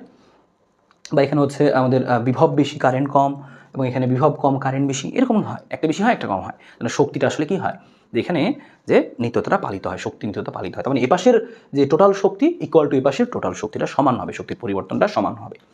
সো ব্যাপারটা আমরা একটু খেয়াল রাখবো। সো এখান থেকে আমরা আসলে সূত্র বের করে ফেলি, আমাদের ট্রান্সফরমারের যে সূত্রগুলো সেগুলো আমরা এখান থেকে একটু বের করে ফেলে আসো। সো এখান থেকে দেখো ট্রান্সফরমার সূত্রগুলো বের করলে কী হয়ে যাবে, দেখো এই এনের ব্যাপারটা এই পাক সংখ্যার সাথে আমাদের এটা কিন্তু সমানুপাতিক, যে পাক সংখ্যা বেশি হলে তড়িৎ শক্তিটা বেশি পাবা। তাহলে এখান থেকে আমরা লিখতে পারি হচ্ছে, দেখো যে ইপি বাই হচ্ছে কত ইএস সমান সমান লিখতে পারবো হচ্ছে আমরা এনপি বাই হচ্ছে এনএস। যদি পাক সংখ্যা বেশি হয় বিভব বেশি হবে, পাক সংখ্যা বেশি হলে এটার বিভব বেশি। সো সমানুপাতিক পি বাই এস, তাহলে একটা সূত্র তুমি পেয়ে গেলো এখান থেকে। তো ইপি বাই ইএস সমান এনপি বাই এনএস। একইভাবে তুমি এখান থেকে আরেকটা সূত্র লিখে ফেলতে পারো, যেটা হচ্ছে কারেন্টেরটা, কারণ কারেন্টের উল্টা। কারেন্টেরটা কী হবে, এটার জাস্ট উল্টা হবে, এটার সাথে কারেন্টের সম্পর্ক উল্টা। তো তুমি এখানে লিখে ফেলবো হচ্ছে EP by ES equal to, তুমি লিখে ফেলবা হচ্ছে, দেখো উল্টা লিখে ফেলবা আইএস বাই হচ্ছে কত আইপি, উল্টা পি বাই এস সমান আইএস বাই আইপি। তাহলে এটা যেখানে পি হচ্ছে আমাদের মুখ্য কুণ্ডলীর বিভব, এস হচ্ছে গৌণ কুণ্ডলীর বিভব। একইভাবে এটা কারেন্ট, মুখ্য আর গৌণর কারেন্ট। এবং এখানে আরেকটা সূত্র আছে, সেটা হচ্ছে আমাদের রোধ দিয়ে, রোধ অনেক সময় থাকে, রোধ সংশ্লিষ্ট সূত্রটা থাকতে পারে, সেটাও লিখে দিচ্ছি তোমাকে। দেখো এটাও তোমাকে বলছিলাম যে আমাদের গৌণ কুণ্ডলীতে যে বিভব, হ্যাঁ গৌণ কুণ্ডলীতে যে আমাদের হচ্ছে বিভব বলতে শক্তি পরিবর্তনের হার, মুখ্য কুণ্ডলীর শক্তি পরিবর্তনের হার ইকুয়াল টু গৌণ কুণ্ডলীতে শক্তি পরিবর্তনের হার। তারা বলতে পারে হচ্ছে মুখ্য কুণ্ডলীর পি, হ্যাঁ মুখ্য কুণ্ডলীর ক্ষমতা, শক্তি পরিবর্তনের হার মানে কি, প্রতি সেকেন্ডে শক্তি পরিবর্তনটাই হচ্ছে ক্ষমতা। তাহলে মুখ্য কুণ্ডলীর মুখ্য কুণ্ডলীর ক্ষমতা ইকুয়াল টু কী বলতে পারি আমরা, যে গৌণ কুণ্ডলীর ক্ষমতা। সো এবার তোমাকে একটু বুঝতে হবে এখান থেকে, তাহলে মুখ্য কুণ্ডলীর ক্ষমতা সমান গৌণ কুণ্ডলীর ক্ষমতা, ঠিক আছে। তো সে কথা লিখে ফেলি আমরা ক্ষমতার ওটা, যে ক্ষমতা। তাহলে মুখ্য কুণ্ডলীর ক্ষমতা সমান কি লেখা যাবে, মুখ্য কুণ্ডলীর ক্ষমতার জায়গায় লেখা যাবে হচ্ছে পাওয়ার, পি সমান কি লিখবো আমরা, পি সমান লিখবো হচ্ছে আমরা লিখতে পারি ভি স্কোয়ার বাই আর, আর দিয়ে লিখতে যাচ্ছি আমরা, লিখে আমরা এখানে আসো যে হচ্ছে V square by R, so E P, এখানে E P, so V square by হচ্ছে আর, সো লিখলাম এখানে আর পি। আর এবার সে কি লিখবো গৌণ কুণ্ডলীরটা, তাহলে V square by R, so দেখো এখানে ভি স্কোয়ার বাই হচ্ছে কত R, V square by R. তো এখান থেকে খেয়াল করো আমরা এখানে পেয়ে যাচ্ছি জিনিসগুলো, সেটা হচ্ছে কি যে ইপি আর এক্স স্কোয়ার ডিভাইড বাই কত আমাদের ইএস স্কোয়ার, এখানে কি থাকতেছে আর পিটা বসে চলে গেল, এখানে থাকলো হচ্ছে আর পি বাই হচ্ছে কত আর এস। খেয়াল করছো যে V square by R, V square by P সমান ভি স্কোয়ার বাই আর ক্ষমতা, ঠিক আছে, পি সমান ভি স্কোয়ার বাই আর, সেখানে ভি স্কোয়ার মানে বিভব স্কোয়ার বাই আর, বিভব স্কোয়ার বাই আর। সো আমরা একসাথে নিলাম আর আরগুলো একসাথে নিলাম, এখানে আমি লিখতে চাই দেখো ইপি বাই ইএস দিয়ে কি লেখা যাবে, সো ইপি বাই ইএস দিয়ে তাহলে লেখা যাবে একটা রুট ওভার আসবে, রুট ওভার আসবে হচ্ছে দেখো আর পি বাই হচ্ছে কত আসবে আর এস, আর পি বাই হচ্ছে আর এস, আর পি বাই হচ্ছে কত আমাদের আর এস, আর পি বাই হচ্ছে আর এস। এই হচ্ছে আমাদের জিনিসটা, দেখো তিনটা জিনিস আমরা এখানে পেয়ে গেলাম। তাহলে এখান থেকে আমরা আলটিমেটলি লিখতে পারি, এখান থেকে আলটিমেটলি সূত্র আকারে কী লিখতে পারি, দেখো এক লাইনে সব লিখে দিচ্ছি আমরা। কী কী পাইলাম আমরা, দেখো পাইলাম হচ্ছে আগে ই এরগুলো লিখি আমরা, সো আমরা লিখি হচ্ছে এন দিয়ে লিখি, সো লিখলাম আমি এখানে N P by N S. আর খেয়াল করে দেখো এনের সাথে আই সম্পর্ক কী, এনের সাথে হচ্ছে এটার সম্পর্ক কী, এর সম্পর্ক হচ্ছে আমাদের দেখো EP by ES, EP by ES সমানুপাতিক। আর ইপি এর সাথে আবার আয়ের সম্পর্ক দেখো উল্টা, আইএস বাই আইপি, তাহলে বলতে পারি আইএস বাই আইপি। আবার দেখো ইপি বাই ইএস সমান কি লেখা যায়, root over RP by RS, তো সেটা লিখবো আমরা হচ্ছে রুট ওভার কি লিখবো আমরা আরপি বাই হচ্ছে আরএস, তার মানে আর দিয়ে যদি কখনো থাকে তখন আমরা বের করতে পারবো। তো এই হচ্ছে আমাদের এখানকার তাহলে আলটিমেট ফর্মুলা। সেই ফর্মুলাটাকে তুমি খুব সুন্দর করে বক্স করে রাখো, আমাদের যখন হচ্ছে সামনে অঙ্কগুলো আসবে তখন দেখবো আমরা এই জিনিসগুলোতে কীভাবে অঙ্কগুলো করতে হয়, ঠিক আছে। সো আশা করি পুরো জিনিসটুকু এখান থেকে ক্লিয়ার। ট্রান্সফরমারের সূত্রটা এখান থেকে বুঝে ফেললাম। এবার খেয়াল করো কেন আমরা এসি প্রবাহটা ব্যবহার করি। সহজ কথা দেখো যে আমরা কি করি, এক স্থান থেকে অন্য স্থানে দীর্ঘ দূরত্বে কিন্তু আমরা বিদ্যুৎ প্রবাহটা পাঠাই, স্থানান্তর করি, যে ওই কোথায় যে তৈরি হচ্ছে বিদ্যুৎ তোমার বাসায় আসতেছে, সেই দীর্ঘ একটা কিন্তু স্থানান্তরের প্রয়োজন হয়, স্থানান্তর যেন সুবিধা হয়, সাশ্রয়ী হয়, সেই ব্যাপারগুলো খেয়াল করলে কিন্তু এসি প্রবাহটা বেশি ভালো। তাছাড়াও দেখো সহজে এটাকে রূপান্তর করা যায়, এসিকে ডিসি বানানো যায়, হ্যাঁ সহজে রূপান্তর করা যায়, সহজে উৎপাদন করা যায়, বহুমুখী ব্যবহার রয়েছে, আমরা বিভিন্ন যন্ত্রের মধ্যে ব্যবহার করতে পারি, খুব এফিশিয়েন্ট হয়, সো কম শক্তি অপচয় হয়, সো ইত্যাদি কারণে আমরা দেখি যে এসি কারেন্টটা ব্যবহার করলেই ভালো হয়। সো এসি কারেন্টের সুবিধা হচ্ছে এগুলো, অসুবিধাও রয়েছে, সো এগুলো হচ্ছে সুবিধা। তো তুমি এখান থেকে একবার রিডিং পড়ে রাখতে পারো। আমরা এখন সেই এসি প্রবাহের সমীকরণ বের করব। এখন দেখো আমরা সেটা বলতেছিলাম এসি প্রবাহের সমীকরণটা আমরা বের করি। সো আমরা একটু আগেই দেখেছি যে আমরা এখান থেকে দেখেছি যে আমাদের তড়িৎচালক শক্তি, ফ্যারাডের সূত্র থেকে আমরা কী লিখতে পারি। সো ফ্যারাডের সূত্র থেকে লিখতে পারি আমরা, ফ্যারাডের সূত্র হতে আমরা লেখা শুরু করে আসো যে ফ্যারাডের সূত্র হতে, সো ফ্যারাডের সূত্র হতে আমরা সূত্রগুলো পাবো। সো ফ্যারাডের সূত্র হতে, সো ফ্যারাডের সূত্র হতে, সো ফ্যারাডের সূত্র হতে এখানে কী লেখা যায় বুঝতে পারবা, যে ফ্যারাডের সূত্র হতে লেখা যায় হচ্ছে আমরা লিখতে পারি এখান থেকে ই সমান কি লিখতে পারি দেখো minus N D phi by dt, minus N D phi by dt. এখান থেকে তুমি খেয়াল করলেই পাচ্ছ দেখো minus N D phi by dt. তো ডি ফাইয়ের পরিবর্তে কী লিখবো আমরা, সো লিখবো হচ্ছে দেখো ডি ডিটি, আর ফাইয়ের পরিবর্তে লেখা যাবে কত হচ্ছে AB cos theta, AB cos theta আমরা শিখছিলাম ফাই চুম্বক ফ্লাক্স মনে আছে, এবি কস থিটা। এখন এই এবি কস থিটা, এই কস থিটাটাকে এই কস থিটার এই থিটার পরিবর্তে লেখা যায় হচ্ছে আবার ওমেগা টি, কারণ আমরা জানি হচ্ছে এই যে কৌণিক বেগে ঘোরাচ্ছিলাম আমরা, বদ্ধকুণ্ডলীটাকে কৌণিক বেগে ঘোরাচ্ছিলাম, ওমেগা কৌণিক বেগে ঘোরাচ্ছিলাম, তাহলে সেখান থেকে থিটার সমান লেখা যায় ওমেগা টি। তাহলে পরবর্তী লাইনে বা আমরা এই লাইনেই কিন্তু সেই কাজটা করতে পারি, থিটাটা কেটে আমরা লিখতে পারি হচ্ছে যে ওমেগা টি। এখন তুমি খেয়াল করলে কী পাচ্ছ দেখো, এখান থেকে কী পাচ্ছ তুমি, এখান থেকে পাচ্ছ হচ্ছে যে এখান থেকে পাচ্ছ হচ্ছে এই যে এখানে মাইনাস এন, হ্যাঁ এ বি তো হচ্ছে কনস্ট্যান্ট, সো এবিগুলো বাইরে চলে আসবে, সো এন তো থাকলো আমাদের সাথে, এ বিটা বাইরে চলে আসবে, D D T of cos omega T, so কজের অন্তরীকরণ করলে হয় মাইনাস সাইন, সো সেই মাইনাস সাইন আমরা এখানে লিখলাম যে মাইনাস সাইন ওমেগা টি, হ্যাঁ মাইনাস সাইন ওমেগা টি। আর এই যে এটা তো ওমেগা টি তো আসলে টি না, সেটাকে আরেকবার অন্তরীকরণ করতে হবে, আর এটাকে আরেকবার অন্তরীকরণ করলে এখান থেকে পাওয়া যাবে আরেকটা ওমেগা, অন্তরীকরণ তোমরা জানো। তো এখান থেকে দেখো আলটিমেটলি আমরা কী পেয়ে গেলাম, এখানকার মাইনাস মাইনাসে প্লাস হয়ে গেল, সেখানে পাইলাম হচ্ছে আমরা এন এ বি, আর ওই যে সামনে একটা ওমেগা ছিল সেটা, আর এখানে পাওয়া গেল এই মাইনাস মাইনাসে প্লাস করে দিছি, এখানে পাওয়া গেল হচ্ছে সাইন ওমেগা টি। তাহলে এটাই হচ্ছে আমাদের এখানকার যে তড়িৎচালক শক্তির সমীকরণ। এবং এখানকার যে এন এ বি ওমেগা এটা হচ্ছে শীর্ষমান। তো এখানকার এন এ বি ওমেগাটাকে আমরা বলি হচ্ছে শীর্ষমান। কেন দেখো, কারণ যেহেতু এটা সাইনের ফাংশন, এই সাইনের সর্বোচ্চ মান কত হতে পারে? এন হতে পারে, 1 হতে পারে। সেটা যদি 1 হয়ে যায় সেটাই তো শীর্ষমান, এটাই তো ই এর সর্বোচ্চ মান পসিবল। সাইন ম্যাক্সিমাম মানে তো এর ম্যাক্সিমাম হবে। আর ম্যাক্সিমাম এই মানটাকে আমরা বলি হচ্ছে ই নট বলি আমরা, সেটাকে আমরা বলি হচ্ছে ই নট, শীর্ষমান নামে আমরা ডাকি আর কি। তড়িৎচালক শক্তির কি নাম দিই আমরা এটাকে? শীর্ষমান নাম দিই। শীর্ষমান ই নট সমান এন এ বি ওমেগা। তাই আমরা এটাকে বলতে পারি হচ্ছে E equal to E naught sine omega T, E naught sine omega T. অর্থাৎ এটাও আমাদের হচ্ছে এখানকার সূত্র, এটা হচ্ছে আসল সূত্র। ই ইকুয়াল টু হচ্ছে E naught sine omega T, তড়িৎচালক শক্তির আমাদের সমীকরণ।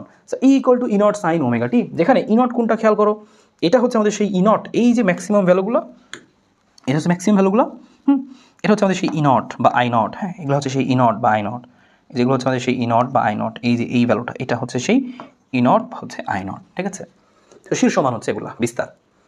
সো বুঝতে পারলাম এটা। একইভাবে এখান থেকে আমরা কারেন্টের সমীকরণটা লিখে ফেলতে পারি। আমরা জানি হচ্ছে যে আই ইকুয়াল টু হচ্ছে কি, যে ভি বাই আর, সেখানে সবগুলোকে আর দিয়ে ভাগ করলে আমি পেয়ে যাবো আই পেয়ে যাবো, এবং সেই আইটা দাঁড়াই হচ্ছে এরকম যে I equal to I naught একই সাথে sine omega T. So sine omega T, so I equal to I naught sine omega T, ঠিক আছে। সো এই হচ্ছে আমাদের জিনিস, I equal to I naught sine omega T. So আশা করি এটা আমরা এখান থেকে বুঝতে পেরেছি। দুইটা আমাদের সমীকরণ এখানে ছিল ইম্পর্টেন্ট। সো দুইটা সমীকরণ, একটা হচ্ছে E equal to E naught sine omega T, আরটা হচ্ছে আমাদের I equal to I naught sine omega T. সেই সূত্রগুলো আমরা এখান থেকে খুব সুন্দর মতো বুঝে ফেললাম। ডান। এরপরে আমরা এখান থেকে চলো দেখি হচ্ছে যে এই সূত্রগুলো আমাদের এখান থেকে ক্লিয়ার, এখানে বুঝে ফেললাম আমরা। এবং এখানকার আমরা আরও জিনিসপত্র একটু বুঝতে পারি। এই যে সাইন ওমেগা টি, এই ওমেগার পরিবর্তে আরও ভিন্ন ভিন্ন জিনিস লেখা যায়। আমি সাইডে লিখে দিচ্ছি, এখানে লিখে দিচ্ছি। সেই ওমেগা মানে হচ্ছে কিন্তু আমাদের কৌণিক বেগ, বা হচ্ছে আমরা এটাকে বলতে পারি হচ্ছে কৌণিক বেগ, বা আমরা বলতে পারি হচ্ছে ওমেগা সমান হচ্ছে কৌণিক কম্পাঙ্ক। কৌণিক বেগ বা হচ্ছে কি কৌণিক কম্পাঙ্ক, কৌণিক বেগ বা হচ্ছে বলতে পারি আমরা কি কৌণিক কম্পাঙ্ক।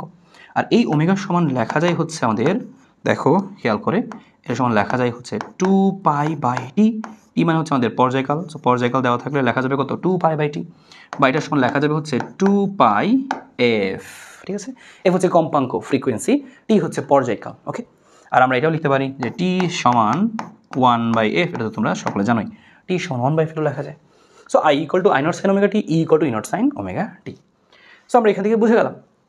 এখন এই যে দিক পরিবর্তী প্রবাহটা আমরা পাইলাম, এই দিক পরিবর্তী প্রবাহের তুমি খেয়াল করে দেখো যে এখানে বিভিন্ন সময়ে কারেন্টের মান বা বিভিন্ন সময়ে তড়িৎচালক শক্তির মান বিভিন্ন হয়, বিভিন্ন সেকেন্ডে বিভিন্ন হচ্ছে। এখন যখন আমরা একটা মান নিয়ে কাজ করতে হবে, আসলে গড়ে আসলে এদের ভ্যালুটা কত, হ্যাঁ, তখন আমরা কী করি? তড়িৎচালক শক্তির গড় মান বের করি আসলে, যে আসলে বিভিন্ন সময় তো বিভিন্ন হচ্ছে এসি কারেন্টের ক্ষেত্রে, কিন্তু গড়ে আসলে ভ্যালুটা কত। তো সেই জিনিসটা যখন আমরা বের করতে চাই, তখন আমাদের কাজ করতে হয় হচ্ছে দিক পরিবর্তী প্রবাহের গড় মান নিয়ে। এবং একটা জিনিস শুরুতে লিখে দিই, সেটা হচ্ছে যে পূর্ণ চক্রে, হ্যাঁ, পূর্ণ চক্রে তড়িৎচালক শক্তির গড় মান, পূর্ণ চক্রে তড়িৎচালক শক্তির গড় মান, পূর্ণ চক্রে তড়িৎচালক শক্তির গড় মানটা আসে হচ্ছে, দেখো লিখি আমরা এভাবে, ই বার লিখতে পারি, বা এটাকে বলা যায় হচ্ছে ই অ্যাভারেজ, এভাবে বলা যায় অনেক সময়, হ্যাঁ, এভাবে লেখে। তো এই মানটা হয় আসলে 0। পূর্ণ চক্রে তড়িৎচালক শক্তির গড় মানটা আসলে 0 হয়। দেখো তুমি চিত্র থেকে দেখলে বুঝতে পারবা যে এখানে দেখো, এখানে এই জিনিসটা প্লাস, এই জিনিসটা মাইনাস, এই প্লাস আর মাইনাস যোগ করে মোট করবা, ভাগ করবা, গড় বের করার সিস্টেম কি? যোগ। পূর্ণ চক্র মানে কি? পুরাটা। সে পুরাটার ক্ষেত্রে অর্ধেক প্লাস অর্ধেক মাইনাস যোগ বিয়োগ হয়ে 0 হয়ে যায়, যেমন গড় মানটা এখানে 0 পায়। তার মানে কি আসলে গড়ের মানটা 0 না, তার মানে এভাবে বের করা যাবে না। সো এরকম আমরা যখন এরকম গড় মান বের করতে যাব, তখন আমাদের কী করতে হবে? অর্ধ চক্রের জন্য বের করতে হবে। এই যে এতটুকু চক্র জিনিসটা আসলে অর্ধ চক্রের জন্য বের করতে হয়। তাহলে লিখে ফেলি এখানে অর্ধ চক্রের জন্য, হ্যাঁ। সো অর্ধ চক্রের জন্য, সো মনে রাখবো আমরা, সো অর্ধ চক্রে তড়িৎচালক শক্তির গড় মান, তড়িৎচালক শক্তির হচ্ছে গড় মান। অর্ধ চক্রের জন্য এই তড়িৎচালক শক্তির গড় মানটা হয় হচ্ছে ই বার বা ই অ্যাভারেজ, এই মানটা হয় হচ্ছে এরকম 2/π × ই নট, এরকম হয়। বা এটাকে আমরা বলতে পারি হচ্ছে এরকম, যে এটাকে বলতে পারি আমরা 0.637 × ই নট। এটাকে ক্যালকুলেশন যদি আমরা করি, ইন্টিগ্রেশন যদি করি আমরা, এখানে মোট মানটা বের করে তারপরে মোট সময় দিয়ে ভাগ করে যদি আমরা এখানে গড় মানটা বের করার চেষ্টা করি, তাহলে আমাদের আসে অর্ধচক্রের জন্য 2/π × ই নট, অথবা 0.637 × ই নট। এটা হচ্ছে আমাদের কি অর্ধচক্রের জন্য তড়িৎ চালক শক্তির গড়মান। আমরা যদি তড়িৎ প্রবাহের গড়মান বের করি, জিনিসটা হচ্ছে একদম সেম, একই। মনে রাখবো আমরা একেবারেই সেম। আমরা যদি বের করতে চাই হচ্ছে অর্ধচক্রে তড়িৎ প্রবাহের গড়মান, তুমি যদি এখানে বের করো তখন তোমাকে বের করতে বলবে যে অর্ধচক্রের জন্য তুমি হচ্ছে তড়িৎ প্রবাহের গড়মান বের করো। হ্যাঁ, অর্ধচক্রের জন্য তড়িৎ প্রবাহে, অর্ধচক্রের জন্য তড়িৎ প্রবাহে গড়মান। সো অর্ধচক্রের জন্য তড়িৎ প্রবাহের গড়মান যখন তোমাকে বের করতে বলবে, সো তড়িৎ প্রবাহের, সো অর্ধচক্রের জন্য তড়িৎ প্রবাহের গড়মানটা কী হবে, তখন তুমি সেটাকে লিখবা হচ্ছে দেখো আই বার দিয়ে লিখবা। তখন তুমি লিখবা কীভাবে, তখন তুমি লিখবা গড়মান যেহেতু তার জিনিসটা সেম, গড়মান হবে কি আই বার, অথবা তুমি লিখবা I average, I AV average, এবং সেই মানটা কত হবে, সেটা হবে 2/π ইন্টু হচ্ছে আই নট, শেষ। অথবা তুমি সূত্রটাকে এইভাবে লিখতে পারবা 0.637 ইন্টু হচ্ছে আই নট। তাহলে আই বার অথবা আই অ্যাভারেজ, এটা ছিল আমাদের ই বার, আর এটা ছিল আমাদের কি আই বার। তো দুইটাই লেখা যায়, তো দুইটাই সূত্র। তো তোমাকে মনে রাখতে হবে যে পূর্ণ চক্রে শূন্য হয়, আই বার তো শূন্য হবে, এবং সেম একইভাবে তুমি যদি ই বার বের করছো শূন্য হয়েছে, তো আই বার বের করলেও কী হবে, শূন্যই হইতো। ঠিক আছে, এটাও শূন্য হইতো আসলে। ঠিক আছে, কিন্তু অর্ধচক্রের জন্য তুমি মানটা কি পাইলা, তুমি খেয়াল করলা যে অর্ধচক্রের জন্য এই মানটা আসলে শূন্য হয় না, অর্ধচক্রে আসলে এই গড় মান একটা থাকে। তাই আমরা এই অর্ধচক্রের জন্যই গড় মান নিয়ে কাজ করি। কিন্তু এই গড় মান নিয়ে কাজ করার চেয়ে আরেকটা মান আমাদের আছে, সেটা হচ্ছে বর্গমূলীয় গড় বর্গমান। সেটা নিয়ে কাজ করা বেশি বেটার, কারণ এখানে প্লাস থেকে মাইনাস পুরোটুকুই থাকে। আর গড় মানে কি, আমরা শুধু অর্ধচক্র নিই, পূর্ণ চক্র নিয়ে কাজ করা বেটার। তাহলে আমরা আরেকটা মান বের করি, সেটা হচ্ছে এটা, এবং এটা পূর্ণ চক্রের জন্যই, এটা হচ্ছে পূর্ণ চক্রের ক্ষেত্রে। সো মনে রাখবা যে পূর্ণ চক্রে তড়িৎচালক শক্তির আমাদের গড় মান না, এবার তড়িৎচালক শক্তির এবার বর্গমূলীয় মান, তড়িৎচালক শক্তির পূর্ণ চক্রে তড়িৎচালক শক্তির, পূর্ণ চক্রে তড়িৎচালক শক্তির হচ্ছে বর্গমূলীয় তড়িৎচালক শক্তির হচ্ছে আমরা কি বলে রেখে বর্গমূলীয়, বর্গমূলীয়, হ্যাঁ আমরা কি বলি বর্গমূলীয় গড় বর্গমান। সো বর্গমূলীয় গড় বর্গমান, সো পূর্ণ চক্রে তড়িৎচালক শক্তির বর্গমূলীয় এই যে মানটা হয়, সেই মানটা, হ্যাঁ সেই মানটা কি হয় খেয়াল করো, পূর্ণ চক্রের ক্ষেত্রে এই মানটাকে লিখি আমরা হচ্ছে কি দিয়ে, আরএমএস দিয়ে লিখি। তড়িৎচালক শক্তি লিখি, তাই লিখবো আমরা ইআরএমএস, ইআরএমএস। সো ইআরএমএসটা কত হবে, ইআরএমএসটা হবে হচ্ছে এরকম যে E0/√2, E0/√2, অর্থাৎ শীর্ষ মানকে √2 দিয়ে ভাগ করতে হবে। বা এই জিনিসটাকে আরও অন্যভাবে লেখা যায়, ইআরএমএসকে আমরা বলতে পারি কি, দেখো এই 1/√2 হয়, এই 1/√2কে লেখা যায় 0.707 ইন্টু হচ্ছে কত E0। সো ইআরএমএস সমান 0.707 ইন্টু E0। সো এটা আমাদের গেল। সেম একইভাবে আমরা এটা হচ্ছে পূর্ণচক্রে তড়িৎচালক শক্তির জন্য না লিখে তড়িৎ প্রবাহের জন্য লিখতে পারি। যখন তোমাকে পরীক্ষা জিজ্ঞেস করবে পূর্ণচক্রে তুমি কী বের করো, পূর্ণচক্রে তড়িৎচালক শক্তির বর্গমূলীয়, আর তড়িৎচালক শক্তি না হচ্ছে তড়িৎ প্রবাহের, হ্যাঁ সো পূর্ণচক্রে তড়িৎ প্রবাহের, সো তড়িৎ প্রবাহের, সো তড়িৎ প্রবাহের বর্গমূল্য আমাদের কি, বর্গমূল্য যখন গড় বর্গমানটা কী হবে। এবার আমরা যেহেতু তড়িৎ প্রবাহ, তাই আমরা এবার কী বলবো, তাই এবার বলবো হচ্ছে আমরা আইআরএমএস, তাই আমরা বলবো হচ্ছে এবার আইআরএমএস। তা জিনিসটা লেখা যাবে হচ্ছে আইআরএমএস সমান I0/√2। সেম একইভাবে এখানে তুমি লিখতে পারবা হচ্ছে কী লিখতে পারবো, এখানে লিখতে পারবো তুমি যে আইআরএমএস সমান 0.707 ইন্টু I0। ঠিক আছে, এই হচ্ছে আমাদের জিনিস, পূর্ণচক্রে তড়িৎচালক শক্তির বর্গমূল্য গড় বর্গমান এবং তড়িৎ প্রবাহের বর্গমূল্য গড় বর্গমানটা আমাদের এরকম হবে। সো এই যে সূত্র পেয়ে গেলাম, এটা দিয়ে কিন্তু পরীক্ষায় প্রচুর প্রশ্ন আসে। একটা হচ্ছে গড় মান এবং আরেকটা হচ্ছে আমাদের কি এখানে যে বর্গমূলীয় গড় মান, সো আইআরএমএস। এবং এই জিনিসটাকে বলা হয় এটাকে বলা হয় কিন্তু কার্যকর প্রবাহ। এই আরএমএস ভ্যালুটাকে বলা হয় যে আইআরএমএস অথবা এরকম ইআরএমএস, হ্যাঁ সো এগুলোর আরেকটা নাম হচ্ছে, এটাকে কি বলে, এটাকে বলা হয় কার্যকর মান। যখন পরীক্ষায় বলবে কার্যকর প্রবাহ নির্ণয় করো আইআরএমএস, কার্যকর তড়িৎচালক শক্তি বের করো ইআরএমএস, সো কার্যকর মান, ইফেক্টিভ মান আর কি, হ্যাঁ এটা মনে রাখবো আমরা, সো ইফেক্টিভ মান, তার এটা নিয়ে কাজ করা বেশি ইফেক্টিভ। সো তুমি এটা নিয়ে কাজ করবা, ঠিক আছে। তো যখন তোমার হচ্ছে দেখবা যে একটা তড়িৎচালক শক্তি নিয়ে দরকার হচ্ছে, কিছু একটা বের করা লাগছে, তখন তুমি ইআরএমএস বা আইআরএমএস এগুলো দিয়েই কাজ করবা। সো আমরা এটা এখান থেকে সুন্দর করে বুঝে গেলাম। সো আমাদের লাস্টের দিকে কিছু জিনিস একটু বাকি আছে, দেখো আকৃতি ও শীর্ষ গুণাঙ্ক বলে একটা জিনিস আছে, সেটা কি, আমাদের ফর্ম ফ্যাক্টর হচ্ছে, আমাদের ফর্ম ফ্যাক্টর হচ্ছে আকার বা হচ্ছে আমরা আকৃতি বলি ফর্ম ফ্যাক্টর। সো ফর্ম ফ্যাক্টরটা হচ্ছে আমাদের কি, যে আকার গুণাঙ্ক আমরা বলি, ঠিক আছে, আকার গুণাঙ্ক বা আকৃতি গুণাঙ্ক। সো এই যে আমরা ফর্ম ফ্যাক্টর, এই ফর্ম ফ্যাক্টরটা কি, সেই ফর্ম ফ্যাক্টরটা হচ্ছে এরকম যে আমরা যে লিখি হচ্ছে IRMS আর আমরা যে লিখি হচ্ছে I বার, এই দুইটার গড় করলে যেটা পাই সেটাকে বলা হয় হচ্ছে ফর্ম ফ্যাক্টর। এবং সেটাকে করলে তুমি কি পাবা, এটা কি আমরা এটা বলি ফর্ম ফ্যাক্টর বলি। এবং সেটা কত আসে দেখো, IRMS আসছে 0.707 আর সাথে থাকে হচ্ছে I0, I বার আসে 0.637 ইন্টু কত, ইন্টু হচ্ছে I0। সো ভাগ করলে কি আসবে, ভাগ করলে আসবে 1.11, সেটাই হচ্ছে আমাদের ফর্ম ফ্যাক্টর। হ্যাঁ, এবং এটা কোনো কিছুর উপর নির্ভর করে না, এটা জাস্ট এরকম থাকে। সো এটা হচ্ছে E0 T0 বা এফ ইত্যাদির উপর নির্ভর করে না, অন্য কিছুর উপর নির্ভর করে। সো ফর্ম ফ্যাক্টর একটা জিনিস, তখন পেয়ে গেলাম IRMS বাই I বার, অথবা বলতে পারি কি যে ERMS বাই E বার। আর হচ্ছে শীর্ষ গুণাঙ্ক বলে একটা জিনিস আছে, সেটা তুমি খেয়াল করো, সেটাও লিখে ফেলি আমরা, দুইটা জিনিস।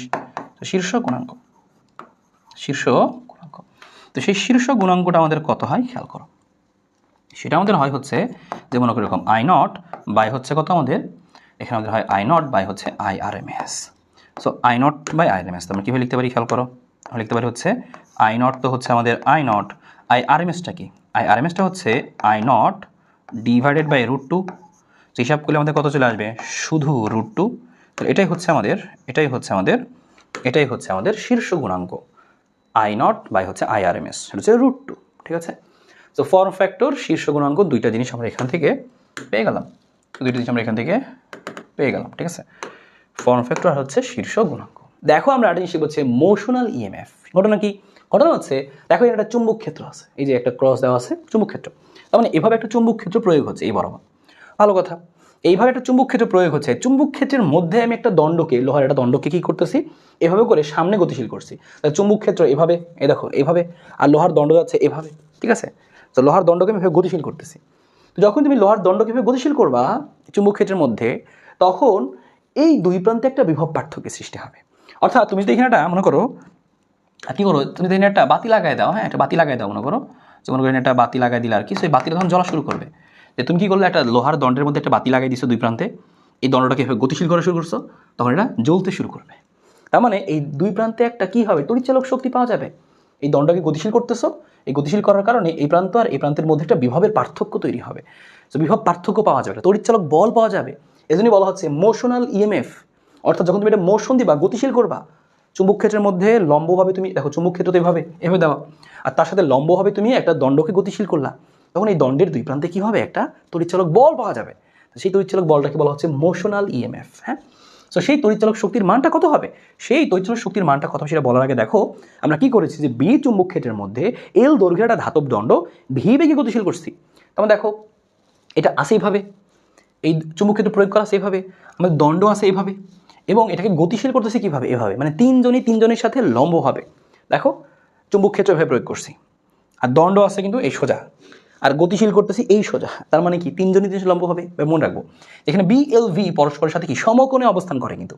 সো BLV পরস্পরের সাথে কিন্তু সমকোণে, অর্থাৎ চুম্বক ক্ষেত্র এই যে L যেটা, তারপর হচ্ছে V যেটা গতিশীল, যেটা হচ্ছে যে বেগটা, সেটা লম্বভাবে থাকে। অর্থাৎ বি চুম্বক ক্ষেত্রের মধ্যে L দৈর্ঘ্যের ধাতব দণ্ডকে যদি ভি বেগে গতিশীল করো, তাহলে ওই দণ্ডের দুই প্রান্তে যে একটা তড়িৎচালক শক্তি পাওয়া যাবে, সেই তড়িৎচালক শক্তির মান কত হবে, সেই তড়িৎচালক শক্তির মান হবে হচ্ছে E সমান BLV, বিলিভ, এভাবে মনে রাখবো তুমি, যে বিলিভ E সমান বিলিভ হচ্ছে BLV, যেখানে বি হচ্ছে চুম্বক ক্ষেত্র, L হচ্ছে সেই দণ্ডের দৈর্ঘ্য, এই দেখো L এই মাথা থেকে এই মাথার দৈর্ঘ্য, আর ভি হচ্ছে আমাদের কি, এখানে হচ্ছে আমাদের ভি হচ্ছে আমাদের বেগ, কত বেগ গতিশীল হলো। তো যদি সরাসরি জাস্ট এটুকুই মনে রাখতে চাও যে ঠিক আছে ভাই, হ্যাঁ চুম্বক ক্ষেত্রের মধ্যে যদি এইভাবে করে দণ্ড রাখি, গতিশীল করি, তাহলে এখানে দুই প্রান্তে একটা কী পাবো আমরা, তড়িৎচালক শক্তি পাবো, সেটা কত হবে BLV।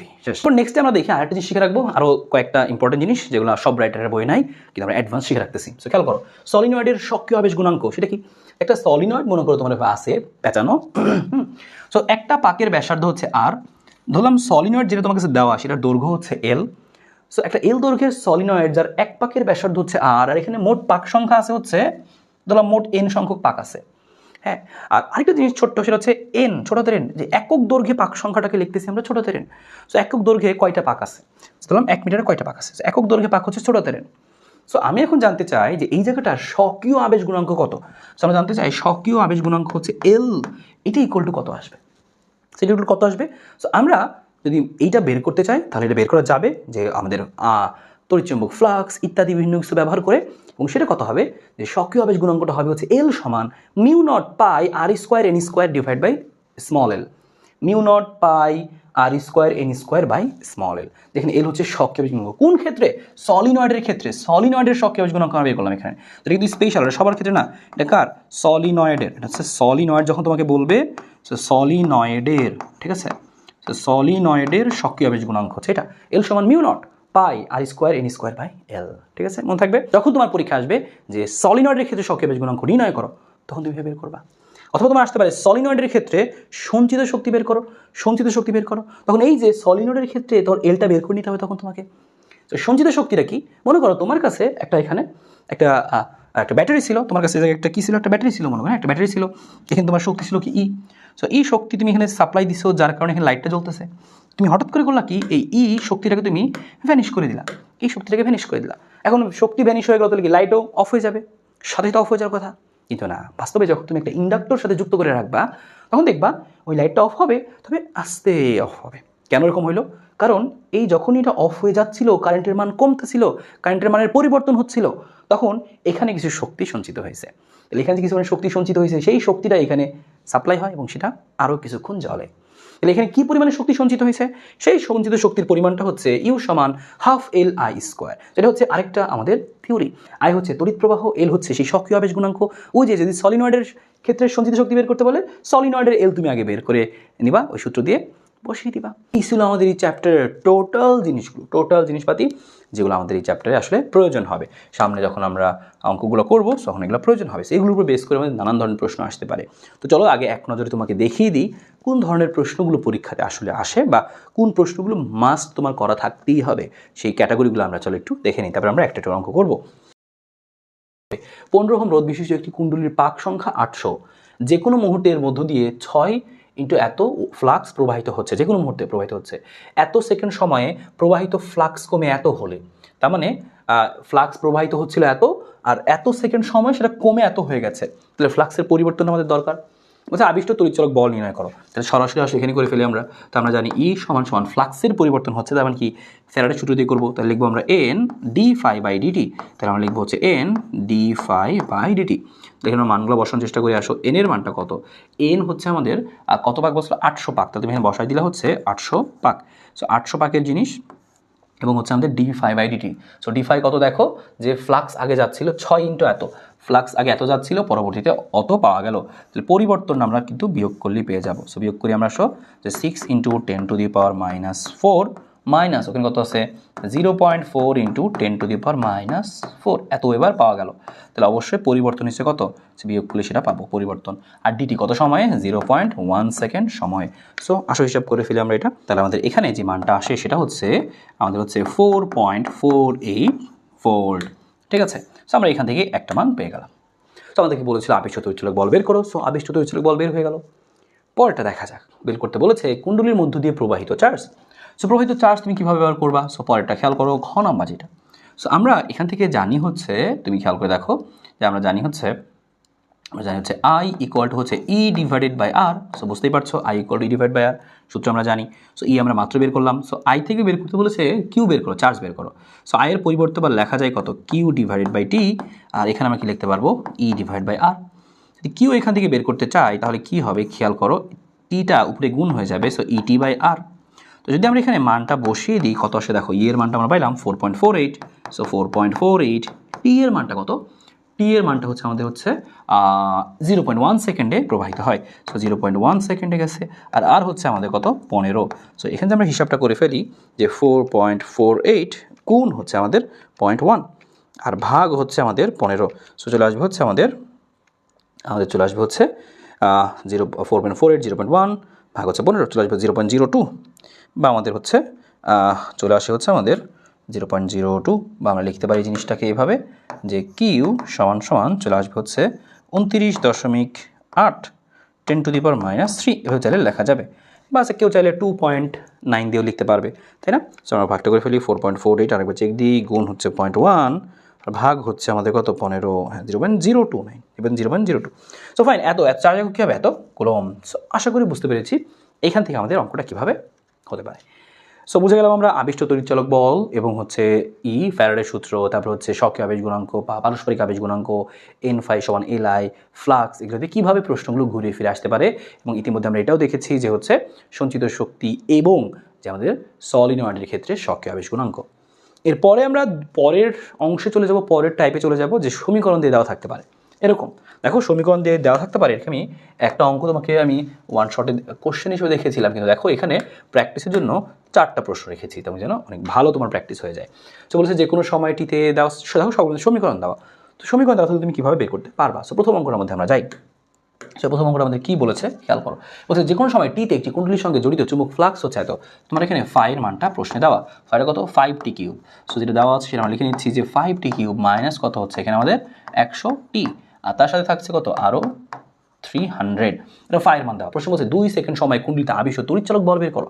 তো এখন তুমি কি জানো যে আমরা জানি আবিষ্ট তড়িৎচালক বল ই সমান হচ্ছে কত, দেখো এখানে কোনো পাক সংখ্যা দেওয়া নাই, তাহলে পাক সংখ্যা 1 আসলে। সো আমরা এখানে ধরে নিচ্ছি। সো কী হবে আমাদের ডি ফাই বাই ডিটিটাই আমাদের কী হবে এখানে আমাদের হচ্ছে ই এর মান। এখন তুমি এখান থেকে কী করবা, বেসিক্যালি কিছুই তোমার করার দরকার নেই, শুধু অন্তরীকরণ করতে হবে ডি ডিটি অফ ফাইটাই লিখতেছি আমরা। দেখো ফাই যেটা আমাদের ছিল যে 5t3। সো এই ফাইয়ের মানটা আমরা বসাই দিচ্ছি 5t3 মাইনাস কত আসতেছে আমাদের এখানে যে 100 সাথে টি, আর যোগ হচ্ছে কত আমাদের এখানে যে 300। হ্যাঁ, সো এবার এখান থেকে আমরা যদি একটু অন্তরীকরণটা করি তাহলে দেখো কত চলে আসে আমাদের এখানে। টি এর সাপেক্ষে 5t3 কত আসবে 3, নিচে নামবে। সো 3 5 হবে কত 15, আর আমরা জানি t³ থাকলে কি হয় এই 3 তো নিচে নামে আর মাথার পাওয়ার 3 থেকে 1 কমে যাবে, তো 2 হয়ে যাবে আর কি। সো এই যে 15t² মাইনাস কত হবে 100t। সো টি এর সাপেক্ষে t1 হয়, তো শুধু এখানে -100 থাকবে, আর টি এর সাপেক্ষে শুধু একটা কনস্ট্যান্ট জিনিস কত আসবে 0 আসবে। তাহলে আমরা এটা পেয়ে গেলাম ই এর মান। তবে প্রশ্ন বলছিল 2 সেকেন্ড সময়, সেখানে আমি বসিয়ে দিই। সুতরাং টি ইকুয়াল টু 2 সেকেন্ড সময়ে, সো আমরা এখানে বসিয়ে দিই টি ইকুয়াল টু 2 সেকেন্ড সময়ে আমাদের হচ্ছে ই কত। So T equal to 2 second সময়ে আমাদের কত আসবে। সো এখানে আমাদের আসবে হচ্ছে 2 বসাই দিয়ে আমরা এখানে আসতেছে কত দেখো 15 into two square. So 15 into 2 square minus কত আসতেছে আমাদের 100। হ্যাঁ, সো এখানে আমাদের কি আসবে, সো সেখানে আমরা একটু বসাই দিচ্ছি। এখানে খেয়াল করো। সো আমাদের এখানে আসে হচ্ছে আমাদের এই জায়গাটা আসে হচ্ছে 4 15 60 মাইনাস 100, তার মানে আসে হচ্ছে আমাদের কত যে 60 মাইনাস 100 মানে কত -40। হ্যাঁ, -40 ভোল্ট, অর্থাৎ 40 ভোল্ট। সো আমরা এখান থেকে উত্তরটা নিয়ে নিব হচ্ছে কত যে 40 ভোল্ট। সো এখানকার উত্তরটা চলে আসলো হচ্ছে 40 ভোল্ট। সো পরেরটা আমরা দেখে ফেলি এখান থেকে যে পরেরটা কত আসবে। ঠিক আছে, এখান থেকে দেখে ফেলি। সো -40 ভোল্ট আসছে। সো তুমি এটাকে উত্তর আকারে লিখে ফেলতে পারো কীভাবে, যে এই যেভাবে লিখে রাখতে পারো যে ই ইকুয়াল হচ্ছে শুধু 40 ভোল্ট, শুধু ভ্যালু নিয়ে আমরা পাই। সুতরাং ঠিক আছে, পরটা দেখা যাক। পরটা কী আছে আমাদের, এরকমই একটা প্রশ্ন দেখো এই ফাই দিয়ে আছে। সো আশা করি তুমি করতে পারবে। দ্রুত করে কমেন্টে উত্তরটা জানানোর চেষ্টা করো। এটি কুণ্ডলীর ভিতর দিয়ে চুম্বক ফ্লাক্স নিম্নোক্ত অনুযায়ী পরিবর্তিত হচ্ছে। ফাই সমান এত বলছে, কুণ্ডলীর রোধ যদি 5 ওহম হয়, তো 2 সেকেন্ড সময় আবিষ্ট তড়িৎ প্রবাহের মান করছে। তড়িৎ প্রবাহের মান জিজ্ঞেস করছে, তো তুমি আগে কিন্তু তড়িৎচালক শক্তি বের করে নিবা। তো তড়িৎচালক শক্তি কী আসবে দেখো, ফাই সমান তোমার দেওয়া আছে হচ্ছে এত যে 4t², আর এখানে 4t² এখানে সমান চিহ্ন হবে না, 4t² এই জায়গাটায় আমরা নিয়ে নিলাম হচ্ছে কত 4t² প্লাস নিয়ে নিলাম আমরা। ঠিক আছে, 4t² প্লাস, হ্যাঁ plus. So 4t² plus 2t, so 4t² plus হচ্ছে 2t মাইনাস হচ্ছে 10। সো এখান থেকে আমরা ই পাবো কীভাবে, জাস্ট এটাকে ডিফারেন্সিয়েশন করবো। সো আমরা ই সমান জানি কি হচ্ছে ডি ফাই বাই হচ্ছে ডিটি। সো আমি সরাসরি দেখাচ্ছি এটাকে ডিফারেন্সিয়েশন করলে কত আসবে, 2 নিচে নামবে, 4 দুগুণ হচ্ছে 8, 8t যোগ হচ্ছে কত আছে 2t এর সাপেক্ষে t1 হবে আর -0। সো এরকম থাকবে। তোমাকে বলছে 2 সেকেন্ড সময়, তুমি লিখবো সুতরাং 2 সেকেন্ড পর। সো 2 সেকেন্ড পর ই সমান কী হবে, এখানে 2 বসাই দিবা।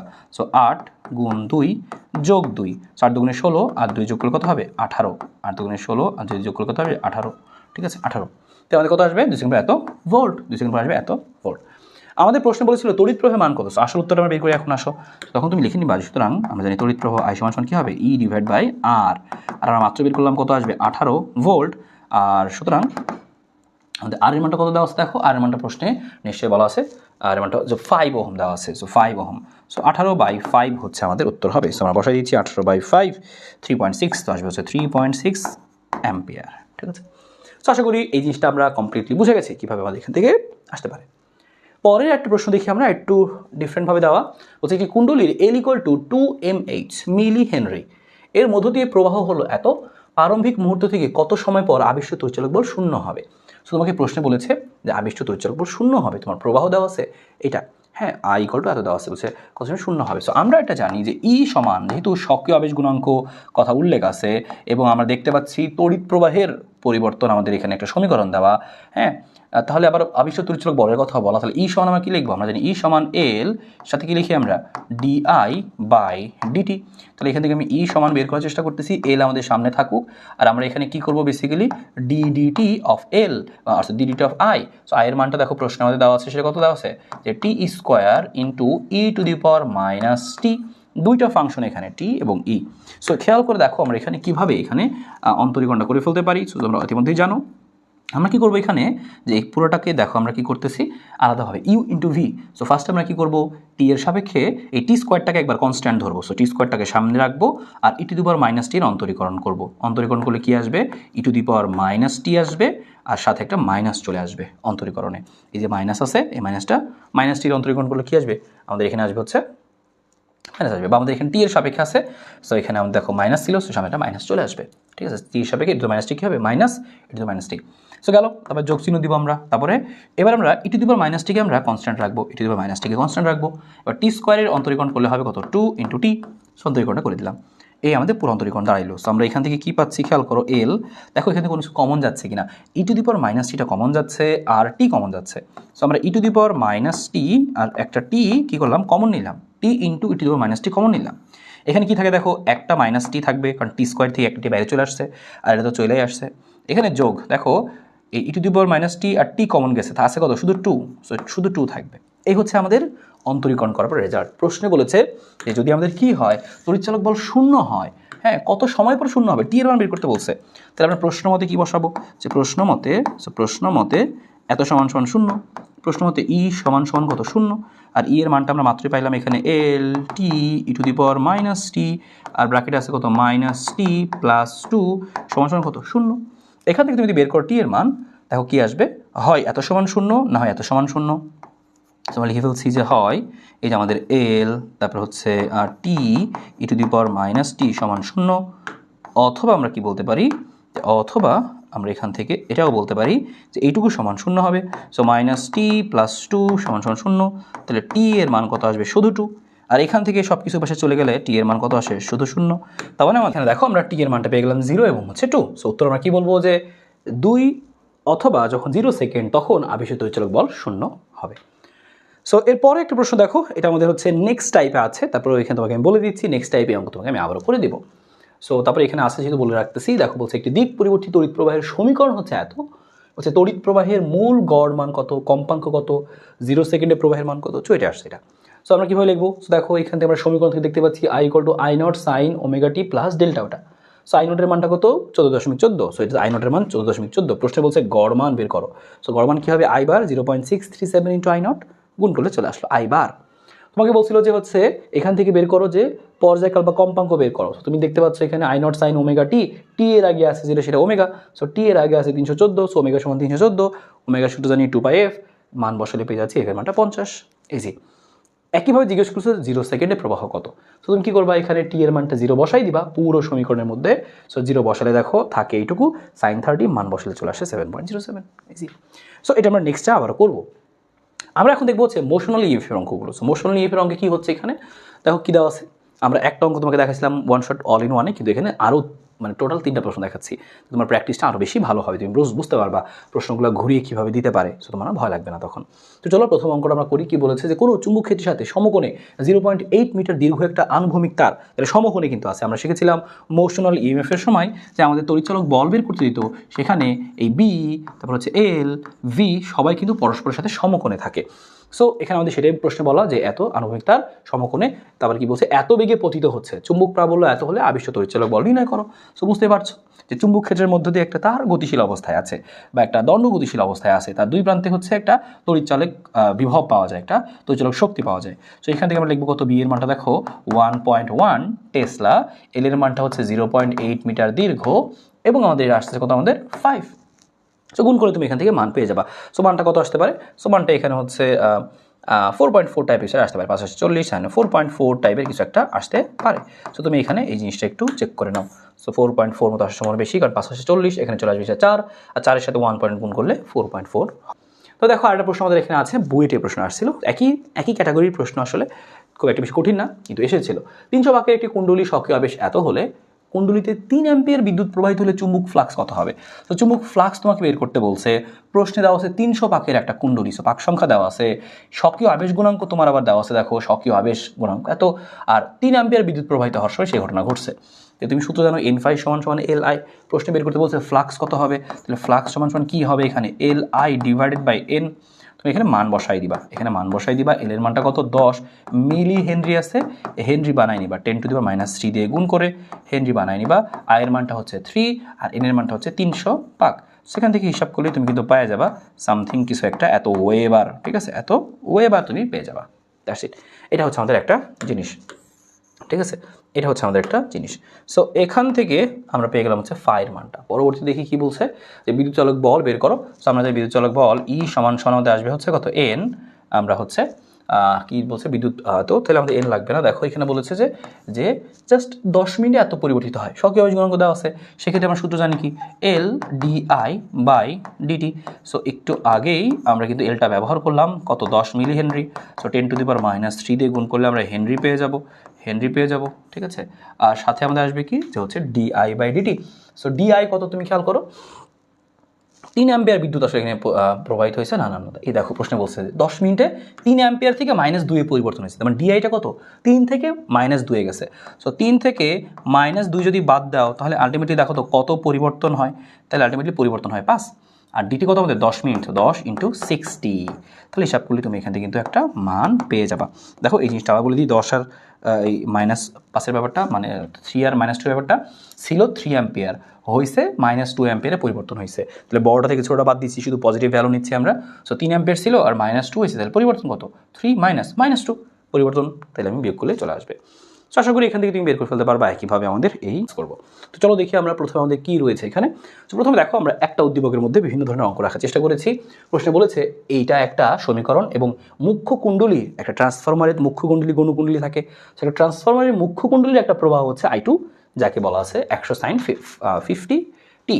এখন প্রশ্নে বলছে I1 এর অর্ধচক্রের জন্য গড় মান, 0 নম্বর অঙ্কটা, প্রথম অঙ্কটা আর কি, বলছে I1 এর অর্ধচক্রের গড় মান। আমরা আসলে প্রথম অঙ্কটা করে ফেলি। এখানে I1 সমীকরণটা আমাদের কত দেওয়া আছে সেটা খেয়াল করো, সেটা দেওয়া আছে হচ্ছে আমাদের 50 sin ωt। তোমাকে বলছে গড় মান বের করো, তো তোমার কি দরকার হবে, গড় মান বের করতে তোমার I0 দরকার, ঠিক আছে, I0 তুমি পাইলা। এবার তুমি কি লিখবা, যে আমরা জানি হচ্ছে গড় মান I বার সমান সূত্র কি হয় 0.637 ইন্টু হচ্ছে I0। এবার তুমি জাস্ট কি করবে, এখানে জাস্ট মান বসাই দিবা 0.637, I0 এর মানটা কত, I0 এর মানটা হচ্ছে আমাদের 50, সো এখান থেকে তুমি হচ্ছে I বারটা পেয়ে যাবা। সো এবারটা হচ্ছে কত আমাদের 0.637 ইন্টু হচ্ছে কত 50, আসবে কত 31.85 জাস্ট কি হবে অ্যাম্পিয়ার এককে চলে আসবে। সো এটা হচ্ছে আমাদের প্রথম অঙ্কটা, 0 নম্বর অঙ্কটা। সো পরেরটা বলেছে দেখো I2 এর কম্পাঙ্ক, তারপরে ইফেক্টিভ প্রবাহ নির্ণয় করো। সো যখনই প্রশ্ন বলবো ইফেক্টিভ মানে বুঝে নিবে হচ্ছে কার্যকর প্রবাহ, সেই কথা তোমার জানা থাকতে হবে। আর প্রশ্ন যদি কার্যকর প্রবাহ বের করতে বলে, কার্যকর মানে বুঝে নিবা কি যে RMS, ERMS, IRMS, ঠিক আছে, তোমাকে মনে রাখতে হবে। I2 এরটা জিজ্ঞেস করেছে, তো আমরা আসো 1 নম্বর দিয়ে লিখি হচ্ছে I2 এর সমীকরণটা তুমি খেয়াল করো, কত আছে আমাদের 100 sin, সাথে আছে আমাদের কত 50 এবং হচ্ছে কত আমাদের t, 100 sin 50t। এবার এখান থেকে আমরা কি করবো, এই জায়গাটার মধ্যে 100 sin 50t এর মধ্যে খেয়াল করো যে আমরা এখানে কাজ করে আসো 100 sin 50t I2। So I2 দরকার নেই, আমাদের এখান থেকে কী দরকার সেটা দেখি। আমাদের প্রশ্ন বলছে যে কম্পাঙ্ক বের করো, আর বলছে ইফেক্টিভ প্রবাহ নির্ণয় করো। সো কম্পাঙ্ক আমরা জানি I0 sin ωt, সো এখান থেকে দেখতে পাচ্ছি আমরা ওমেগা কত, ওমেগা হচ্ছে আমাদের 50, তাহলে আমরা বলতে পারি যে ওমেগার পরিবর্তে যে 2πf সমান কত 50, তাহলে এখান থেকে আমরা লিখবো হচ্ছে f সমান হচ্ছে 50 ডিভাইড বাই কত 2π, 50 ডিভাইড বাই হচ্ছে 2π, 50 ডিভাইড বাই হচ্ছে 2π। সো এখান থেকে আমাদের কম্পাঙ্ক চলে আসবে সামথিং হার্টস, কারেক্ট করলে তুমি একটা মান পেয়ে যাবে। পরবর্তীটা জিজ্ঞেস করছে তোমাকে, দেখো পরবর্তীটা জিজ্ঞেস করছে যে ইফেক্টিভ প্রবাহ, তাহলে বলছে IRMS বের করো। সো তুমি কি লিখবা, আমরা জানি IRMS সমান I0 ইন্টু 0.707, এটা সরাসরি লিখতে গেলে গুণ করলে। সো আমরা এখান থেকে IRMSটাই বের করছি। I0 এর মানটা কত দেখো, এটা হচ্ছে I0 100, এটা হচ্ছে আমাদের 100 গুণ হচ্ছে কত 0.707, সো 0.707 ইন্টু হচ্ছে কত আমাদের 100, কত আসে 70.7, সো আমাদের মানটা আসে হচ্ছে 70.7 এত অ্যাম্পিয়ার, ঠিক আছে, এত অ্যাম্পিয়ার। তো দ্যাটস ইট, সে হচ্ছে আমাদের এখানকার RMS এর অঙ্কটা। খুবই সহজ, এভাবে আসতে পারে। পরবর্তী দেখো 2 নাম্বারটা আমরা করি, এখান থেকে 2 নাম্বার বলছে এত সেকেন্ড পরে বিদ্যুৎ প্রবাহ নির্ণয় করো। ওকে ফাইন, এটা কার বিদ্যুৎ প্রবাহ বের করতে বলছে? সো ধরে নিলাম হচ্ছে দেখো I2, সো আমরা এখানে I2 এর বিদ্যুৎ প্রবাহ নিয়ে গেছি, I2 এর, হ্যাঁ, সো I2 এর জন্য, সো I2 এর জন্য, ঠিক আছে। সো I2 এর বের করতেছি আমরা। দেখো প্রশ্ন বলেছে হচ্ছে I2, তো 1/3 সেকেন্ড পরে বিদ্যুৎ প্রবাহ নির্ণয় করো। সো I2 এর ধরলাম। সো I2 আমরা কি লেখা আছে, প্রশ্নে লেখা আছে আমাদের I2 সমান সমান হচ্ছে কত, 100 সাইন, সাথে কত আছে আমাদের এখানে 50t। প্রশ্ন টি এর মানটা আছে 1/300 সেকেন্ড পর। সো ইজি, তুমি জাস্ট কি করবা, টি এর মানটা বসাই দিও, তোমার কোনো কাজ নাই। 100, এখানে সাইন, এখানে আছে কত 50, আর টি এর মানটা কত, টি এর মানটা হচ্ছে 1/300, 0 0 কাটা, আমাদের এখানে কাটলে আসবে 5, এখানে করলে আসবে হচ্ছে 6, 1/6।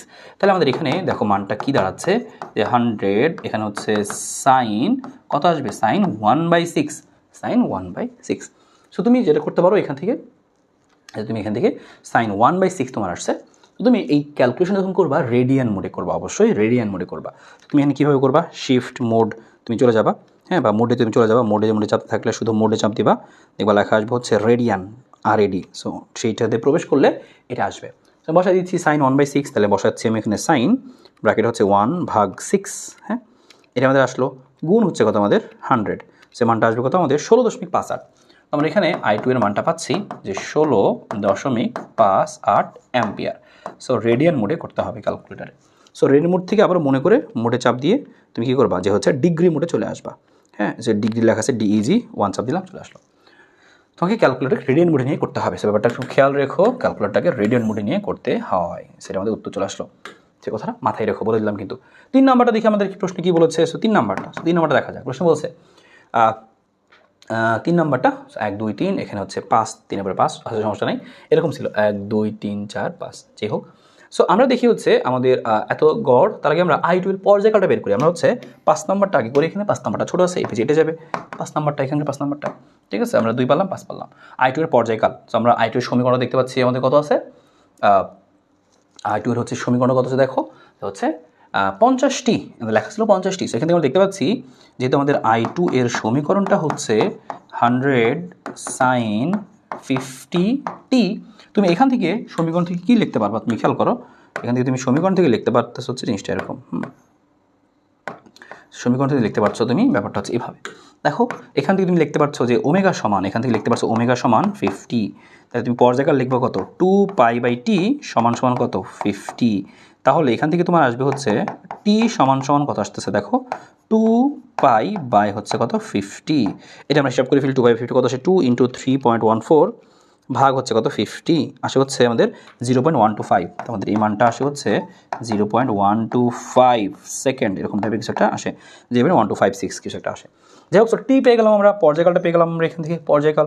এবার এইখানে আরও কয়েকটা প্রশ্ন আমাকে জিজ্ঞেস করেছে যে পর্যায়কাল এত, তো কত সময় পর ব্যবধান প্রবাহের অভিমুখে উল্টিয়ে যাবে, বা সেটা আমরা বুঝে আসো যে 5/1 আর কি, এটা হচ্ছে মনে করো 5/I, 5/2, এটা হচ্ছে মনে করো 5/3, ঠিক আছে। তো 5/Iটা দেখো, যে 5/I নাম্বার হচ্ছে কত সময় পর প্রবাহের অভিমুখ উল্টিয়ে যাবে। তো লিখে রাখো, প্রবাহের অভিমুখটা তুমি একটু চিন্তা করে নাও, তাহলে তুমি খুব সহজে বুঝতে পারবে। এই হচ্ছে আমাদের প্রবাহ, এরকম হচ্ছে, তাই না। সো আমরা কী বলতাম, এটা হচ্ছে আমাদের 0, এখান থেকে শুরু করে এটুকু হচ্ছে আমাদের কত t/2, এখান থেকে শুরু করে এটা হচ্ছে আমাদের কত বড় পর্যায়কাল, তাই না, পর্যায়কাল। তাহলে প্রবাহের অভিমুখ উল্টায় দেখো, এই প্রবাহের অভিমুখ ছিল এখানে ধনাত্মক, এটা ঋণাত্মক, কখন উল্টায় যাচ্ছে, কত সময় উল্টায় যাচ্ছে, এই যে t/2 সময় আসার পরে, তার মানে এখান থেকে তুমি বুঝে নিবা হচ্ছে কত, যে কখন উল্টায় যাচ্ছে, এই t/2 সময় আসার পরে উল্টায় যাচ্ছে। তুমি এখানে লিখে রাখতে পারো যে প্রবাহের অভিমুখ উল্টিয়ে যায়। সো বাংলাটা তুমি মুখস্থ রাখতে পারো এখান থেকে, যে প্রবাহের অভিমুখ, আমি কয়েকটা কথা লিখে দিচ্ছি, প্রবাহের অভিমুখ উল্টায় কত সময় পর, সো প্রবাহের অভিমুখ উল্টায় হচ্ছে t/2 সময় পর, এত সময় পর, এত সময় পর পর প্রবাহের অভিমুখ উল্টায়।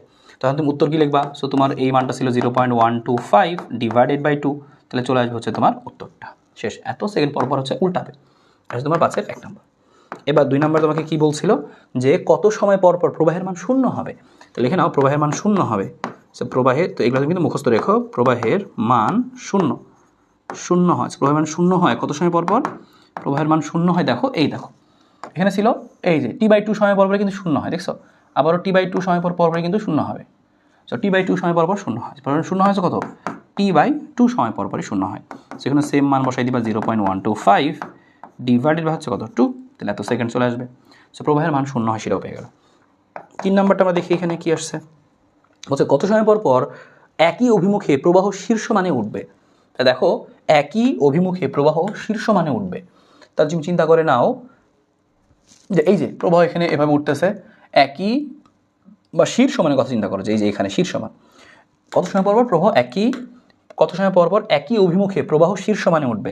একই অভিমুখে শীর্ষ মানে চিন্তা করো, এই যে শীর্ষ মানে উঠতেছে এখানে একটা জায়গা, তো এখান থেকে শুরু করলাম, এখান থেকে শুরু করলে এই যে এখানে আসার পরও কি দেখো শীর্ষ মানে উঠতেছে, তাহলে এই যে এখান থেকে এখান পর্যন্ত যে সময়টা, সেই সময়টাও আসলে টি, যে প্রবাহ শীর্ষ মানে উঠতেছে কখন। তাহলে একই অভিমুখে প্রবাহ শীর্ষ মানে ওঠে কত সময় পর পর, একই অভিমুখে মানে পর্যায়কাল পরপরই, একই অভিমুখে প্রবাহ শীর্ষ মানে উঠে। সো প্রবাহ শীর্ষ মানে উঠে কত সময় পর পর, টি সময় পর পর, সো টি সময় পর পর। তোমার কাজ হবে এখানে কি, টি এর মানটা বসাই দেওয়া, টি এর মান কত 0.125, এত সেকেন্ড পর পর হবে। আরেকটা প্রশ্ন অ্যাডিশনাল দিয়ে দিচ্ছি আমি, 5-এর 4 হিসেবে দিয়ে দিচ্ছি। প্রশ্ন জিজ্ঞেস করে যে 0 হতে সর্বোচ্চ মানে পৌঁছাতে কত সময় লাগে। সো শূন্য হতে এটা পরীক্ষাতে আসে, 0 হতে সর্বোচ্চ মানে পৌঁছাতে, 0 হতে সর্বোচ্চ মানে পৌঁছায়, 0 হতে সর্বোচ্চ মানে পৌঁছায়, সেই সময়টা কত, T/4। এই কয়েকটা মুখস্থ রাখবা। প্রবাহের অভিমুখ উল্টায় T/2 সময় পর, প্রবাহের মান 0 হয়, কত সময় পর পর, এ দেখো T/2 সময় পর 0 হয়। আর 0 হতে সর্বোচ্চে পৌঁছায় কখন, এ দেখো 0 আর এই যে সর্বোচ্চ, 0 হতে সর্বোচ্চে পৌঁছায় হচ্ছে এই যে এতটুকু সময়, মানে T/2 এর অর্ধেক, T/4 সময় পৌঁছায়। সো বাকিগুলো এখান থেকে বুঝে গেলাম। আশা করি বুঝতে পেরেছি। আমরা এখান থেকে 5 নাম্বারটাও বুঝে গেলাম। আমরা দেখবো হচ্ছে এখান থেকে 3 নাম্বারটা। সো 3 নাম্বারটা দেখো কি বলেছে, এই প্রশ্নগুলোই তোমার ঘুরিয়ে ফিরে কিন্তু তোমার পরীক্ষায় শিখতে আসবে। 3 নাম্বার বলেছে এত সেকেন্ড এত সেকেন্ড I2 প্রবাহ I1 এর গড় বর্গের যে বর্গমূল, হ্যাঁ সে বর্গমূল এর কত গুণ হবে। সো আমরা সেটা দেখি যে কত গুণ হয় এখান থেকে। সো এত সেকেন্ডে I2 প্রবাহ, এবার বের করে আসো, I2 প্রবাহ 1/100 সেকেন্ড পর I2 প্রবাহ 1/100 সেকেন্ড পর I2 প্রবাহ কত হয়। সো তুমি এখানে জাস্ট মান বসাই দিবা I2 এর মধ্যে। সো I2 এর সমীকরণটা কত ছিল আমাদের, যে 100 sin 50t, এখানে জাস্ট তুমি মান বসাই দাও, এখানে 100 sin 50t, 50 আমাদের থাকলো, আর টি এর মানটা কত আমাদের 1/100, হ্যাঁ 1/100। সো টি এর মানটা 1/100। এখন তুমি এখানে জাস্ট কী করে দিবা, জাস্ট এখানে মান বসাই দিবা। সো মান বসলে কত থাকে দেখো 100, বা আমি পুরোটা একটু হিসাব করে বের করি। ক্যালকুলেটার কোন মোডে যাবে, সাইন আছে, ইকুয়েশন আছে রেডিয়ান মোডে। সো মোডে চাপ দাও, রেডিয়ান মোডে তুমি নিয়ে আসো। ওকে, এবার মান বসাই দাও। সাইন এখানে কাটাকাটি গেলে কত থাকবে 50, 100 হাফ থাকবে, সাইন হাফ। তো লিখবো আমরা সাইন ব্র্যাকেটে হাফ 1/2, সেটা লিখে নিলাম। গুণ চিহ্ন হবে কত, সাথে আছে 100, গুণ চিহ্নের সাথে আছে 100 দিয়ে দিলাম, কত আসলো 47.9। তাহলে বলবো তুমি এখানে মান আসবে 47.9 অ্যাম্পিয়ার। একটা বের করে ফেললাম। I2 T = 100 সেকেন্ডে I2 প্রবাহ এবং I1 এর গড় বর্গমূলীয় মান। সো I1 এর গড়, তো আমি লিখি এবার I1 এর RMS। সো I1 এর RMS সমান কি লিখবো আমরা, 0.707 ইন্টু কত I0, সেটা বসাই দাও 0.707। আর I0টা কত, I0 হচ্ছে 50, গুণা করে 50, তো বসাই দিচ্ছি আমরা 50 গুণ 0.707, কত আসে 35.35 হচ্ছে 35.35। সো দেখো তোমাকে প্রশ্ন বলেছিল যে এটা কত গুণ হবে। হ্যাঁ I2 প্রবাহটা এত এর কত গুণ হবে, তুমি ভাগ করে দাও। সো I2 আর নিচে I1 তুমি ভাগ করে দাও। সো ভাগ করে দেখো কত গুণ আসে 35.35, আর এখানে আসে 47.9। সো ভাগ করলে দেখো কত চলে আসে। সো 47.9 ভাগ 35.35 আসে 1.35 গুণ, 1.35 গুণ। তুমি বলে দিবা যে এটা আমাদের কত হবে, সুতরাং যে কী হবে I1 এর তুলনায় I2 এত গুণ হবে। ঠিক আছে। সো এইভাবে আমাদের প্রশ্নগুলো পরীক্ষাতে কিন্তু আসতেই পারে। বিশেষ করে এই 6 এবং 7 নাম্বারটা সবচেয়ে বেশি গুরুত্বপূর্ণ পরীক্ষায় সিকিউ হিসেবে আসার জন্য। 6 এবং 7, এই 6 আর 7 পারলে তোমার আর কোনো সিকিউ করতে হবে না আসলে, কারণ এগুলো দেখবো প্রচুর প্রশ্নের মধ্যে আসছে, প্রচুর প্রশ্নের মধ্যে 6 আর 7 আসছে। সো খুবই গুরুত্বপূর্ণ হচ্ছে আমাদের এই 6-7 আমি স্টার দিয়ে দিলাম এই আশেপাশে। তো 6-7 কিন্তু খুবই গুরুত্বপূর্ণ তোমার পরীক্ষাতে, এগুলো দিয়ে আসবে, আসবে আর অন্যগুলো গ নাম্বারে আসবে। বলেছে I2 মুখ্য কুণ্ডলীর প্রবাহ। দেখো প্রশ্নে বলা ছিল যে I2 একটা মুখ্য কুণ্ডলীর প্রবাহ। এবং আর ইকুয়াল টু এত ওহম হলে, মানে এই মুখ্য কুণ্ডলীর প্রবাহের সাথে যদি 20 ওহম রোধ যুক্ত করা হয়, তাহলে উত্তাপজনিত শক্তি ক্ষয় নির্ণয় করো। তাহলে উত্তাপজনিত শক্তি ক্ষয় তার মানে বের করতে তোমাকে বলছে হচ্ছে এই যে I2 তোমার যে দেওয়া উত্তাপজনিত শক্তি ক্ষয়, আমি লিখে নিচ্ছি I2 দেওয়া আছে আমাদের এখানে যে হচ্ছে কত 100 sin 50t। তো তোমাকে বের করতে বলছে উত্তাপজনিত শক্তি ক্ষয়, তার মানে আমরা জানি উত্তাপজনিত অর্থাৎ কতটুকু তাপ উৎপন্ন হয়, H সমান I square R into T. So H সমান I square R into T. এবার এই যে H সমান I square R into T, টি এর মান কত কিছু বলা নাই, 1 সেকেন্ডে। কারণ এখানে উত্তাপজনিত শক্তি ক্ষয় বলছে, মানে আমরা কীভাবে বের করবো, 1 সেকেন্ডে বের করবো, যে 1 সেকেন্ডে বা প্রতি সেকেন্ডে, আমরা প্রতি সেকেন্ডেই বের করবো, কিছু বলা নাই যেহেতু। তো প্রতি সেকেন্ডে উত্তাপজনিত শক্তি ক্ষয়। তো প্রতি সেকেন্ডে উত্তাপজনিত শক্তি ক্ষয়। তো শক্তি ক্ষয় আমাদের কি হবে, যে পি লিখতে পারো বা হচ্ছে এইচ লিখতে পারো, একই কথা। উত্তাপজনিত শক্তি ক্ষয় এইচ সমান I square R into T, টি এর মান 1। সো আইটা হবে আমাদের আরএমএস মান।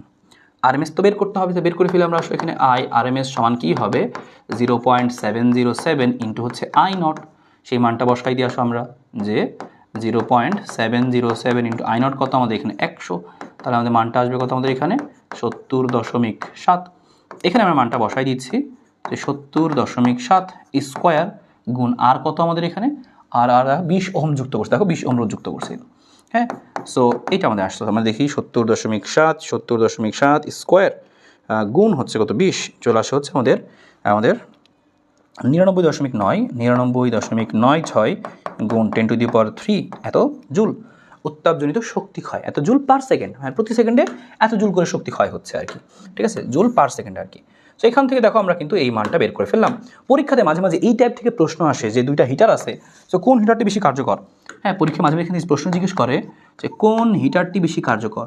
হ্যাঁ, কোন হিটারটি, পরীক্ষা জিজ্ঞেস করতে পারে কোন হিটার বেশি কার্যকর। হ্যাঁ, কোন হিটার বেশি কার্যকর, সো কোন হিটার বেশি কার্যকর, সো যেটা এইচ বেশি পি বেশি ক্ষমতা বেশি সেটা বেশি কার্যকর। হ্যাঁ, সো লিখে দিচ্ছি এইচ বেশি হলে বেশি কার্যকর, এইচ বেশি হলে ভালো, ঠিক আছে, এইচ বেশি হলে সেটা বেশি কার্যকর। সেটা আমরা কী বের করছি, এইচ বা পি। সো এইচ বা আমরা পি বের করছি এখানে, ঠিক আছে।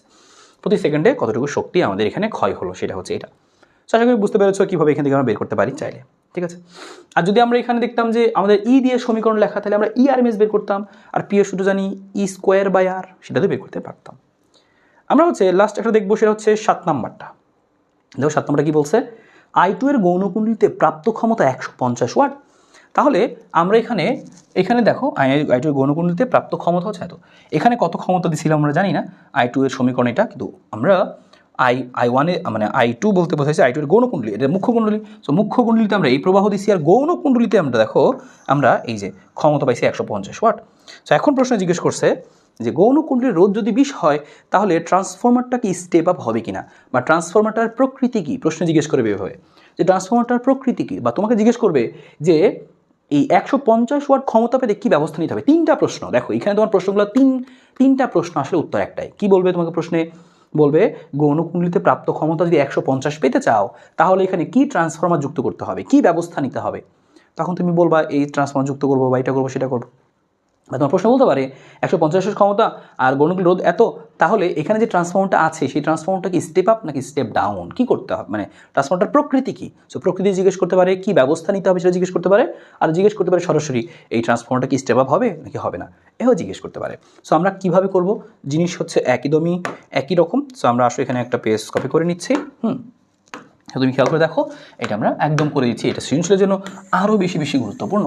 সো আমাদের এখান থেকে লাগবে কতটুকু দেখো, I2 এর গৌণকুণ্ডলীতে আমাদের আরএমএসটা লাগবে, সেই আরএমএসটা আমাদের থাকুক, এটা আমাদের থাকুক। সো আমরা এখানে 7 নাম্বার করতেছি। সো 7 নাম্বার একটু পরে সিকিউ গিয়ে তোমাকে দেখাবো অ্যানালাইসিসের সময়, এগুলোই প্রশ্ন আকারে এসেছে। তো তুমি কি বুঝতে পারলা যে গৌণকুণ্ডলীতে ক্ষমতা আমি 150 পাইতে চাই, তাহলে গৌণকুণ্ডলীতে তুমি খেয়াল করে রাখছো আমাদের দেখো নর্মাল মুখ্য কুণ্ডলী, কিন্তু এটা আমাদের কখন বের হয়েছে, মুখ্য কুণ্ডলীর আরএমএস। তারা বুঝতে পারলাম এখানে যে মুখ্য কুণ্ডলী, সো লিখে রাখতেছি কথাটা, যে আমরা কিন্তু মুখ্য কুণ্ডলীর মানে I2 যেটা ছিল সেটা মুখ্য কুণ্ডলীর আমরা আরএমএস পাইলাম। সো মুখ্য কুণ্ডলীর আরএমএস সেটা পাইলাম হচ্ছে আমরা 70.70 বা 7, বা এটাকে আমরা বলতে পারি হচ্ছে দেখো আইপি বলতে পারি, আইপি নাম দিলাম আপাতত 70.7 অ্যাম্পিয়ার। সো একটা তুমি বের করে রাখলাম, মুখ্য কুণ্ডলীটা তুমি জানো মুখ্য কুণ্ডলীটা জানো। এবার তুমি লিখবা গৌণ কুণ্ডলীর ক্ষেত্রে, গৌণ কুণ্ডলীর ক্ষেত্রে। সো লিখতেছি, খেয়াল করো। সো গৌণ কুণ্ডলীর ক্ষেত্রে, সো গৌণ কুণ্ডলীর আমরা প্রবাহটা বের করবো, আইএস বের করবো। গৌণ কুণ্ডলীর প্রবাহ আইএস, প্রবাহ হচ্ছে আইএসটা আমরা বের করতে চাই, প্রবাহটা আইএস বের করতে চাই। সো আমরা আবার কি জানি, আমরা জানি হচ্ছে পি সমান সমান হচ্ছে যে আই স্কোয়ার আর, তার মানে এখানে আইটা কী হবে, আরএমএস হবে। সো গৌণকুণ্ডলীর ক্ষেত্রে আই আরএমএস স্কোয়ার ইন্টু আর। যদি আমি আই বের করতে চাই, এখানকার আই আরএমএস বের করতে চাই, তো সেক্ষেত্রে কী আসবে দেখো, আসবে হচ্ছে পি ডিভাইডেড বাই আর। আর এখান থেকে যদি আমি সেই আরএমএসটা বের করে ফেলি, আই আরএমএসটা, দেখি root over P divided by R আসবে আমাদের। এখানকার আরএমএসটাকে আমি নাম দিব আইএস, কারণ গৌণকুণ্ডলীর, এই যে গৌণকুণ্ডলীর প্রবাহটাই হচ্ছে আইএস আসলে। হ্যাঁ, তাহলে এখানে মানটা বসাই দিচ্ছি, দেখো 150 ওয়াট ভাগ হচ্ছে কত, 20। এখানে আমাদের মানটা কত আসে, সো আমাদের আসে হচ্ছে 150 ভাগ হচ্ছে 20, তার উপর হচ্ছে আবার রুট ওভার, তার উপর হচ্ছে আমাদের রুট ওভার, তার সাথে কত যে হচ্ছে রুট ওভার 7.5, আসে হচ্ছে আমাদের 2.7। তার মানে এখানে দেখো মানটা আসে হচ্ছে 2.7 অ্যাম্পিয়ার। সো এটা দেখে তোমাকে এখন সিদ্ধান্ত নিতে হবে যে ঘটনা কি, তাহলে এটা কি আমাদের স্টেপ আপ ট্রান্সফরমার হবে, বা এটাকে আমি যদি এই ঘটনা 150 পেতে চাই কী ব্যবস্থা নিতে হবে। সো আলটিমেট ঘটনা তোমাকে পুরোটা আমি বুঝাই দিচ্ছি। তার আগে আমি এটাকে একটু ছোটো করে নিই। সো তুমি এতটুকু আশা করি বুঝতে পেরেছো যে কীভাবে আমরা এখান থেকে করলাম আর কি, ঠিক আছে। এখন বাকি সিদ্ধান্ত তুমি খেয়াল করো, যে বাকি সিদ্ধান্ত আমরা নেই। সো এখানে বড় থাকবে, এটা সমস্যা নেই। বাকি সিদ্ধান্তটুকু তুমি খেয়াল করো কী করতে হবে। তাই তুমি এখন কি বলবা, তুমি এখন খেয়াল করে দেখবা আর কি। সিদ্ধান্ত তুমি নিচ্ছ এখান থেকে, তুমি এখান থেকে সিদ্ধান্ত নিচ্ছ, খেয়াল করলে বুঝতে পারবা। দেখো সিদ্ধান্তটা কী নিবা, যে মুখ্য কুণ্ডলীর আইপি আর গৌণ কুণ্ডলীর আইএস, তুমি খেয়াল করো কে বড়, আইপি বড়। So IP is greater than হচ্ছে কি is, IP is greater than is, তার মানে আইপি বড়। আইপি কখন বড় হয়, সো আমরা দেখেছি যে গৌণ কুণ্ডলিতে যখন ইএস বেশি তখন হচ্ছে আইএস কম। গৌণ কুণ্ডলিতে যখন ইএস বেশি, গৌণ কুণ্ডলীর ইএস বেশি হলে ওই গৌণ কুণ্ডলীর আইএস কম হয়। আর গৌণ কুণ্ডলীর আইএস কম হয় তার মানে মুখ্য কুণ্ডলীর আইপি বেশি হয়, মুখ্য কুণ্ডলীর মানে প্রবাহ বেশি হয়। গৌণ কুণ্ডলীটা কম হলে মুখ্য কুণ্ডলীটা বেশি হবে, সেটাই হয়েছে। তার মানে মুখ্য কুণ্ডলীর প্রবাহ বেশি, তাই এর মানে কি, এর মানে হচ্ছে অর্থাৎ আমরা বলতে পারি যে সুতরাং এটার মানে হচ্ছে আইপি বেশি, তার মানে কি হচ্ছে ইএস বেশি ইপি এর তুলনায়। আর ইএস বেশি হয় কখন, যদি আমাদের ট্রান্সফরমারটা হয় স্টেপ আপ, সেকেন্ডারিতে আমাদের হচ্ছে ইএস বেশি হলে সেটাকে আমরা স্টেপ আপ ট্রান্সফরমার বলি। তার মানে স্টেপ আপ ট্রান্সফরমার যুক্ত আছে, স্টেপ আপ ট্রান্সফরমার যুক্ত আছে। তো প্রশ্নে যদি পরীক্ষায় বলতো কি ব্যবস্থা নিতে হবে, তুমি বলতো স্টেপ আপ ট্রান্সফরমার যুক্ত করতে হবে। আর যদি বলতে হচ্ছে ট্রান্সফরমারের প্রকৃতি কি, তুমি বলবা এটা একটা স্টেপ আপ ট্রান্সফরমার যুক্ত আছে। আর এখানে সেটা বলছিল স্টেপ আপ হবে কিনা, তুমি বলবো যে হবে। এই সো এইটা দিয়ে প্রচুর প্রশ্ন আসে, এই ব্যাপারটা তোমাকে বুঝতে হবে যে গৌণকুণ্ডলীতে আইএস আর হচ্ছে ইএস, এই ব্যাপারটা একটু উল্টা। যদি ইএস বেশি হয় তাহলে আইএস কম হবে, আর ওখানে আইএস কম তার মানে এদিকে আইপি বেশি, এরকম, ঠিক আছে। এটা তোমাকে বুঝে নিতে হবে। সো বলেছিলাম বেসিকের মধ্যে। সো এই ছিল আমাদের এখানকার আসলে আলটিমেট প্রশ্নগুলো কীভাবে আসতে পারে। তাছাড়াও দেখো তোমার আরও ফর মোর প্র্যাকটিস আমি এখানে আরও কিছু প্রশ্ন দিয়েছি। দেখো এখানে একটা ট্রান্সফরমারে আমাদের বিভিন্ন মানটান দেওয়া আছে, হ্যাঁ। সো রোদ দেওয়া আছে, তোমাকে বলছে প্রবাহ বের করো বা এগুলো কত হবে। সো এগুলো তুমি প্র্যাকটিস করতে পারবে, আরও প্র্যাকটিস করতে হবে। দেখো ফর মোর প্র্যাকটিস এই অঙ্কগুলো তুমি এখান থেকে করবা। হ্যাঁ, আমাদের হচ্ছে এই দেখো অনেকগুলো প্রশ্ন রেখেছি ফর মোর প্র্যাকটিস। ওই যে এইচডাব্লিউর জন্য প্রত্যেকটা টাইপের শেষে এইচডাব্লিউ, তো এখানেও এই এইচডাব্লিউ তুমি নিজেই সলভ করবা। এখানে বিভিন্ন কিছু দেওয়া আছে, দেখো ভোল্টেজ দেওয়া, তারপর হচ্ছে এখানে আমাদের অনুপাত দেওয়া, তারের অনুপাত দেওয়া, ঠিক আছে, উত্তাপজনিত শক্তি ক্ষয়। সো এগুলো তুমি সবই হচ্ছে এইচডাব্লিউ করে ফেলবা। আমি তোমাকে এখানে এটা লিখে দিচ্ছি, এই যে পেজটার মধ্যে লেখা থাকার কথা ছিল, সো এখানে লিখে দিচ্ছি যে আমাদের এর পরেরগুলো হচ্ছে আমাদের জন্য কি এইচডাব্লিউ, ঠিক আছে। এই প্রত্যেকটা প্রশ্ন আমরা করে রাখবো, কারণ করলে তুমি একটু মাথা ঘাটাইতে পারবা। এবং একটু ঘুরিয়ে ফিরে কিছু প্রশ্ন এখানে দিয়ে দিছি, কিছু প্রশ্ন দিছি যেন তোমার একটু চিন্তা ভাবনা করতে হয়। সো তুমি একটু এখান থেকে চেষ্টা করবা। এবার আমরা চলো এখানে দেখে ফেলি যে সিকিউ অ্যানালাইসিস। সিকিউ আমরা সলভ করবো না, তোমাকে পড়ে দেখাবো যে হ্যাঁ আমি এতক্ষণ যে জিনিসগুলো সলভ করলাম এগুলো থেকেই তুমি সমস্ত সিকিউ পারবা কিনা। সো তুমি খেয়াল করলে এখান থেকে দেখতে পাচ্ছ প্রথম প্রশ্ন, দেখো এখান থেকে আমাদের দুইটা সমীকরণ দেওয়া আছে এবং হ্যাঁ বোর্ড দেখা যাচ্ছে, খেয়াল করো প্রশ্নে আমাদের কি বলেছে। প্রশ্নগুলো তোমাকে আমি অ্যানালাইসিস দেখাচ্ছি, এবার তুমি পারবা কিনা। তোমার পুরো চ্যাপ্টার আসলে শেষ। নিচের চিত্রে দিক পরিবর্তী প্রবাহের সমীকরণ দেওয়া আছে 40 sin ওমেগা টি, তার মানে এখান থেকে আমাদের আই নটের মানটা কত 40। প্রশ্নে বের করতে বলেছে কি যে দিক পরিবর্তী প্রবাহের আরএমএস মান বের করো। সো আই আরএমএস কতবার করে আসলাম আমরা, তাহলে কি লিখবা 0.707 ইন্টু কত আই নট, এই যে 40, উত্তর শেষ, গরম বার শেষ, ঠিক আছে। সো খুবই ছোট অঙ্কগুলো আসে এখান থেকে। তারপরে বলছি কি যখন টি ইকুয়াল টু এত তখন দিক পরিবর্তী প্রবাহের মান শীর্ষ মানের সমান হবে কিনা, দিক পরিবর্তী প্রবাহের মান তুমি বের করবা। এখানে টি ইকুয়াল টু 3/t সময় আমাদের কী দেওয়া আছে 40 সাইন ওমেগা টি। তুমি কী করবে এখানে 40 সাইন ওমেগার পরিবর্তে লেখা যায় 2π/t, আর টি এর মান কত বসাইতে বলছে আমাদেরকে 3t/4। সো বসাই দিবা 3t/4। দেখো কাটাকাটি করো, এখানে কাটাকাটি করো, কত থাকতেছে এখানে যে হচ্ছে আমরা পাচ্ছি কত 40 সাইন, এখানে পাচ্ছি কত দেখো যে এখানে পাচ্ছি 3, এখানে পাচ্ছি পাই, সো 3π/2। সো ক্যালকুলেটারে বসিয়ে দাও, উত্তর চলে আসবে, দ্যাটস ইট। ঠিক আছে, সো এইভাবে তোমার কিন্তু মানগুলো বের করতে হয়। সো আশা করি এই ধরনের প্রশ্নগুলো কোনো প্যারা হবে না। বলছে শীর্ষ মানের সমান হবে কিনা, শীর্ষ মান তো 40, তো দেখো এখানে মানটা বসালে 40 আসে কিনা, সেখান থেকে মানটা বসালে দেখবা হচ্ছে -40 পাবা, -40 পাবা, এবং সেটা হচ্ছে কি দেখো শীর্ষ মানের সমান কিন্তু বিপরীতে আসবে। এই যে এখানে 40 হলে এখানে -40 হবে, বোঝা যাচ্ছে, তুমি করলে পাবা। সো এভাবে করে কিন্তু তোমার প্রশ্নগুলো করতে হবে, হ্যাঁ, ঘ নম্বর। সো তুমি দেখো অন্য প্রশ্নগুলো তুমি জাস্ট তোমাকে পড়ে দেখাই যে তুমি আসলে পারবা কিনা, সেটা অবশ্যই 100% পারবা। এই দেখো মাত্র আমি একটা প্রশ্ন করছিলাম, বলছে মুখণ্ডিতে কার্যকর প্রবাহ মাত্রা নির্ণয় করো। সো একটু আগে শিখাইছি কার্যকর মাত্রা মানে হচ্ছে IRMS, হ্যাঁ, সমীকরণ দেওয়া আছে, মান বের করতে পারবা। এই দেখো মাত্রই আমরা করছিলাম যে 150 ওয়াট পেতে কী ব্যবস্থা নিতে হবে, বা এখানে ট্রান্সফরমারের প্রকৃতি কী, স্টেপ আপ নাকি স্টেপ ডাউন, মাত্রই করে আসলাম। সো অবশ্যই তুমি এটা 100% তুমি করতে পারবা। বলছে দেখো এই দেখো সেম, বলছে 140 ওয়াট পেতে কী ব্যবস্থা গ্রহণ করতে হবে। একটু আগে তোমাকে করে দেখালাম যে তুমি কী করবা, আইপি আইএস বের করবা, তারপরে দেখবা আইপি বড় না আইএস বড়, সেই অনুযায়ী সিদ্ধান্ত নিবা। ঠিক আছে, এবং বলছে এত সময় পর তড়িৎ প্রবাহ, ওই যে 3t/4 এর মতোই তো একটা সময় দেওয়া, অলরেডি আমরা করে এসেছি, 100% আমরা পারবো। বলছে উত্তাপজনিত শক্তি ক্ষয়ের হার নির্ণয় করো। শক্তি ক্ষয়ের হার মানে কি 1 সেকেন্ডে, প্রতি সেকেন্ডে। আর বলছে যে সর্বোচ্চ ভোল্টেজ পেতে কত সময় লাগবে, বি চাবিটি অন অবস্থায়। তাহলে এখানে সর্বোচ্চ ভোল্টেজ পেতে কত সময় লাগে, আমরা জানি সর্বোচ্চ ভোল্টেজ পেতে সময় লাগে হচ্ছে t/4, শূন্য থেকে সর্বোচ্চ মান t/4 সময় লাগে। টি বের করলে আমরা পেয়ে যাবো হচ্ছে কি কত সময় লাগে, অলরেডি করে এসেছি আমরা, প্রত্যেকটা জিনিসই আমরা এখান থেকে করে এসেছি। বলছে যে এখানকার গড় ভোল্টেজ নির্ণয় করো, কোন হিটার বেশি কার্যকর, যেটার এইচ বেশি হবে, উৎপন্ন তাপ বেশি হলে সেটা বেশি কার্যকর, বা যেটার ক্ষমতা বেশি হবে সেটা বেশি কার্যকর। পি বেশি মানে কি উৎপন্ন তাপও বেশি হবে। সো দেখছো প্রত্যেকটা জিনিসই তোমার কিন্তু এখান থেকে পারার মতো। সো অ্যাজ ইউজুয়াল দেখো সেম একই, গৌণকুণ্ডলীর পাক সংখ্যা নির্ণয় করতে বলছে, এখানে দেখো বেশ কিছু জিনিস দেওয়া আছে, রোধের অনুপাত নির্ণয় করতে বলছে। সো আশা করি এটা এখান থেকে খুব সহজেই পেরে যাবা। ঠিক আছে, এই অঙ্কটা আমরা একটু তোমাকে এখান থেকে করে দেখাবো, যে এইখানকার যে অঙ্কটা সেটা আমরা একটু চলো এখান থেকে করি, তাহলে তোমার এখান থেকে টোটালি দেখো তোমার টোটাল প্রস্তুতি শেষ হয়ে যাচ্ছে। তুমি সমস্ত অঙ্কই আসলে দেখলে যে একই টাইপের। আর এখানে আরও কিছু SW রেখেছি তোমার জন্য, এখানে আরও কিছু সিকিউর জন্য SW রেখেছি, একই টাইপের অঙ্কগুলো, স্বকীয় আবেশ গুণাঙ্ক, তড়িৎচুম্বক ফ্লাক্স, হ্যাঁ, ইত্যাদি। সো এগুলো তুমি এখান থেকে নিজেই করে ফেলতে পারবা, নিজে পড়ে দেখো, একদম ইজিলি করে ফেলতে পারবা। সো তার আগে তোমাকে আমি ওই অঙ্কটা একটু করে দেখাবো, আমরা একটু এই অঙ্কটা একটু এখান থেকে করে তোমার জন্য দেখাবো। লাস্ট একটা অঙ্ক আমরা করবো এখান থেকে, অঙ্কটা হচ্ছে এই অঙ্কটা 360 ডিগ্রির এই অঙ্কটা। সো আমরা চলো দেখে ফেলি হচ্ছে আমাদের এখানকার প্রশ্নটা। সো প্রশ্ন কি বলেছে, 100 সেন্টিমিটার স্কোয়ার গড় ক্ষেত্রফল বিশিষ্ট এত পাক বিশিষ্ট বদ্ধকুণ্ডলীতে এত টেসলা সুষম চুম্বক ক্ষেত্রের সাথে লম্বভাবে রাখা আছে। তার মানে বলা আছে যে চুম্বক ক্ষেত্রের সাথে লম্বভাবে কি রাখা আছে, তলটা রাখা আছে, এত পাক বিশিষ্ট বদ্ধ কুণ্ডলীকে রাখা আছে। সো কুণ্ডলীকে রাখা আছে, তার মানে এক্ষেত্রে যদি আমরা ফ্লাক্সটা বের করে ফেলি শুরুতেই, যে এখানে আমাদের ফ্লাক্সটা কী হবে, ফ্লাক্সটা হবে আমরা জানি এ বি কস থিটা। আর এখানে দেখো যেহেতু লম্বভাবে রাখা আছে, তলের সাথে লম্ব, তাহলে আমরা কী করবো সেক্ষেত্রে কোণ হবে 0 ডিগ্রি। তাহলে এখানে আমাদের এই ফ্লাক্সের মানটা কত আসবে, দেখো ফায়ের মানটা কত, আমাদের ফায়ের মানটা কত হবে, এ যায় কি বসবে 100 সেন্টিমিটার স্কোয়ার, তার সাথে আমরা দিয়ে দেবো কত 10⁻⁻⁴। আর বি কত হবে আমাদের, বি হচ্ছে কত দেওয়া আছে দেখো 0.2 ইন্টু 10⁻⁻⁴।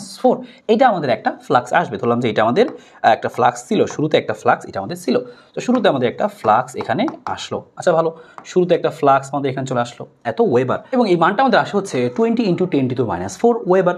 এখন আমাদের প্রশ্ন বলেছিল যে 1/10 সেকেন্ডে 180 ডিগ্রি ঘোরানো হলো, তাহলে 1/10 সেকেন্ডে 180 ডিগ্রি ঘোরানো হয়, তাহলে সেক্ষেত্রে অবশ্যই ফ্লাক্স আগে যা ছিল এখন তার মান ভিন্ন হবে, এবং মানটা কত হবে, নতুন ফ্লাক্স হবে হচ্ছে পূর্বের ফ্লাক্সের সমানই, কিন্তু জাস্ট সামনেটা মাইনাস আসবে, কারণ যেহেতু 180 ডিগ্রি ঘোরানো হয়েছে।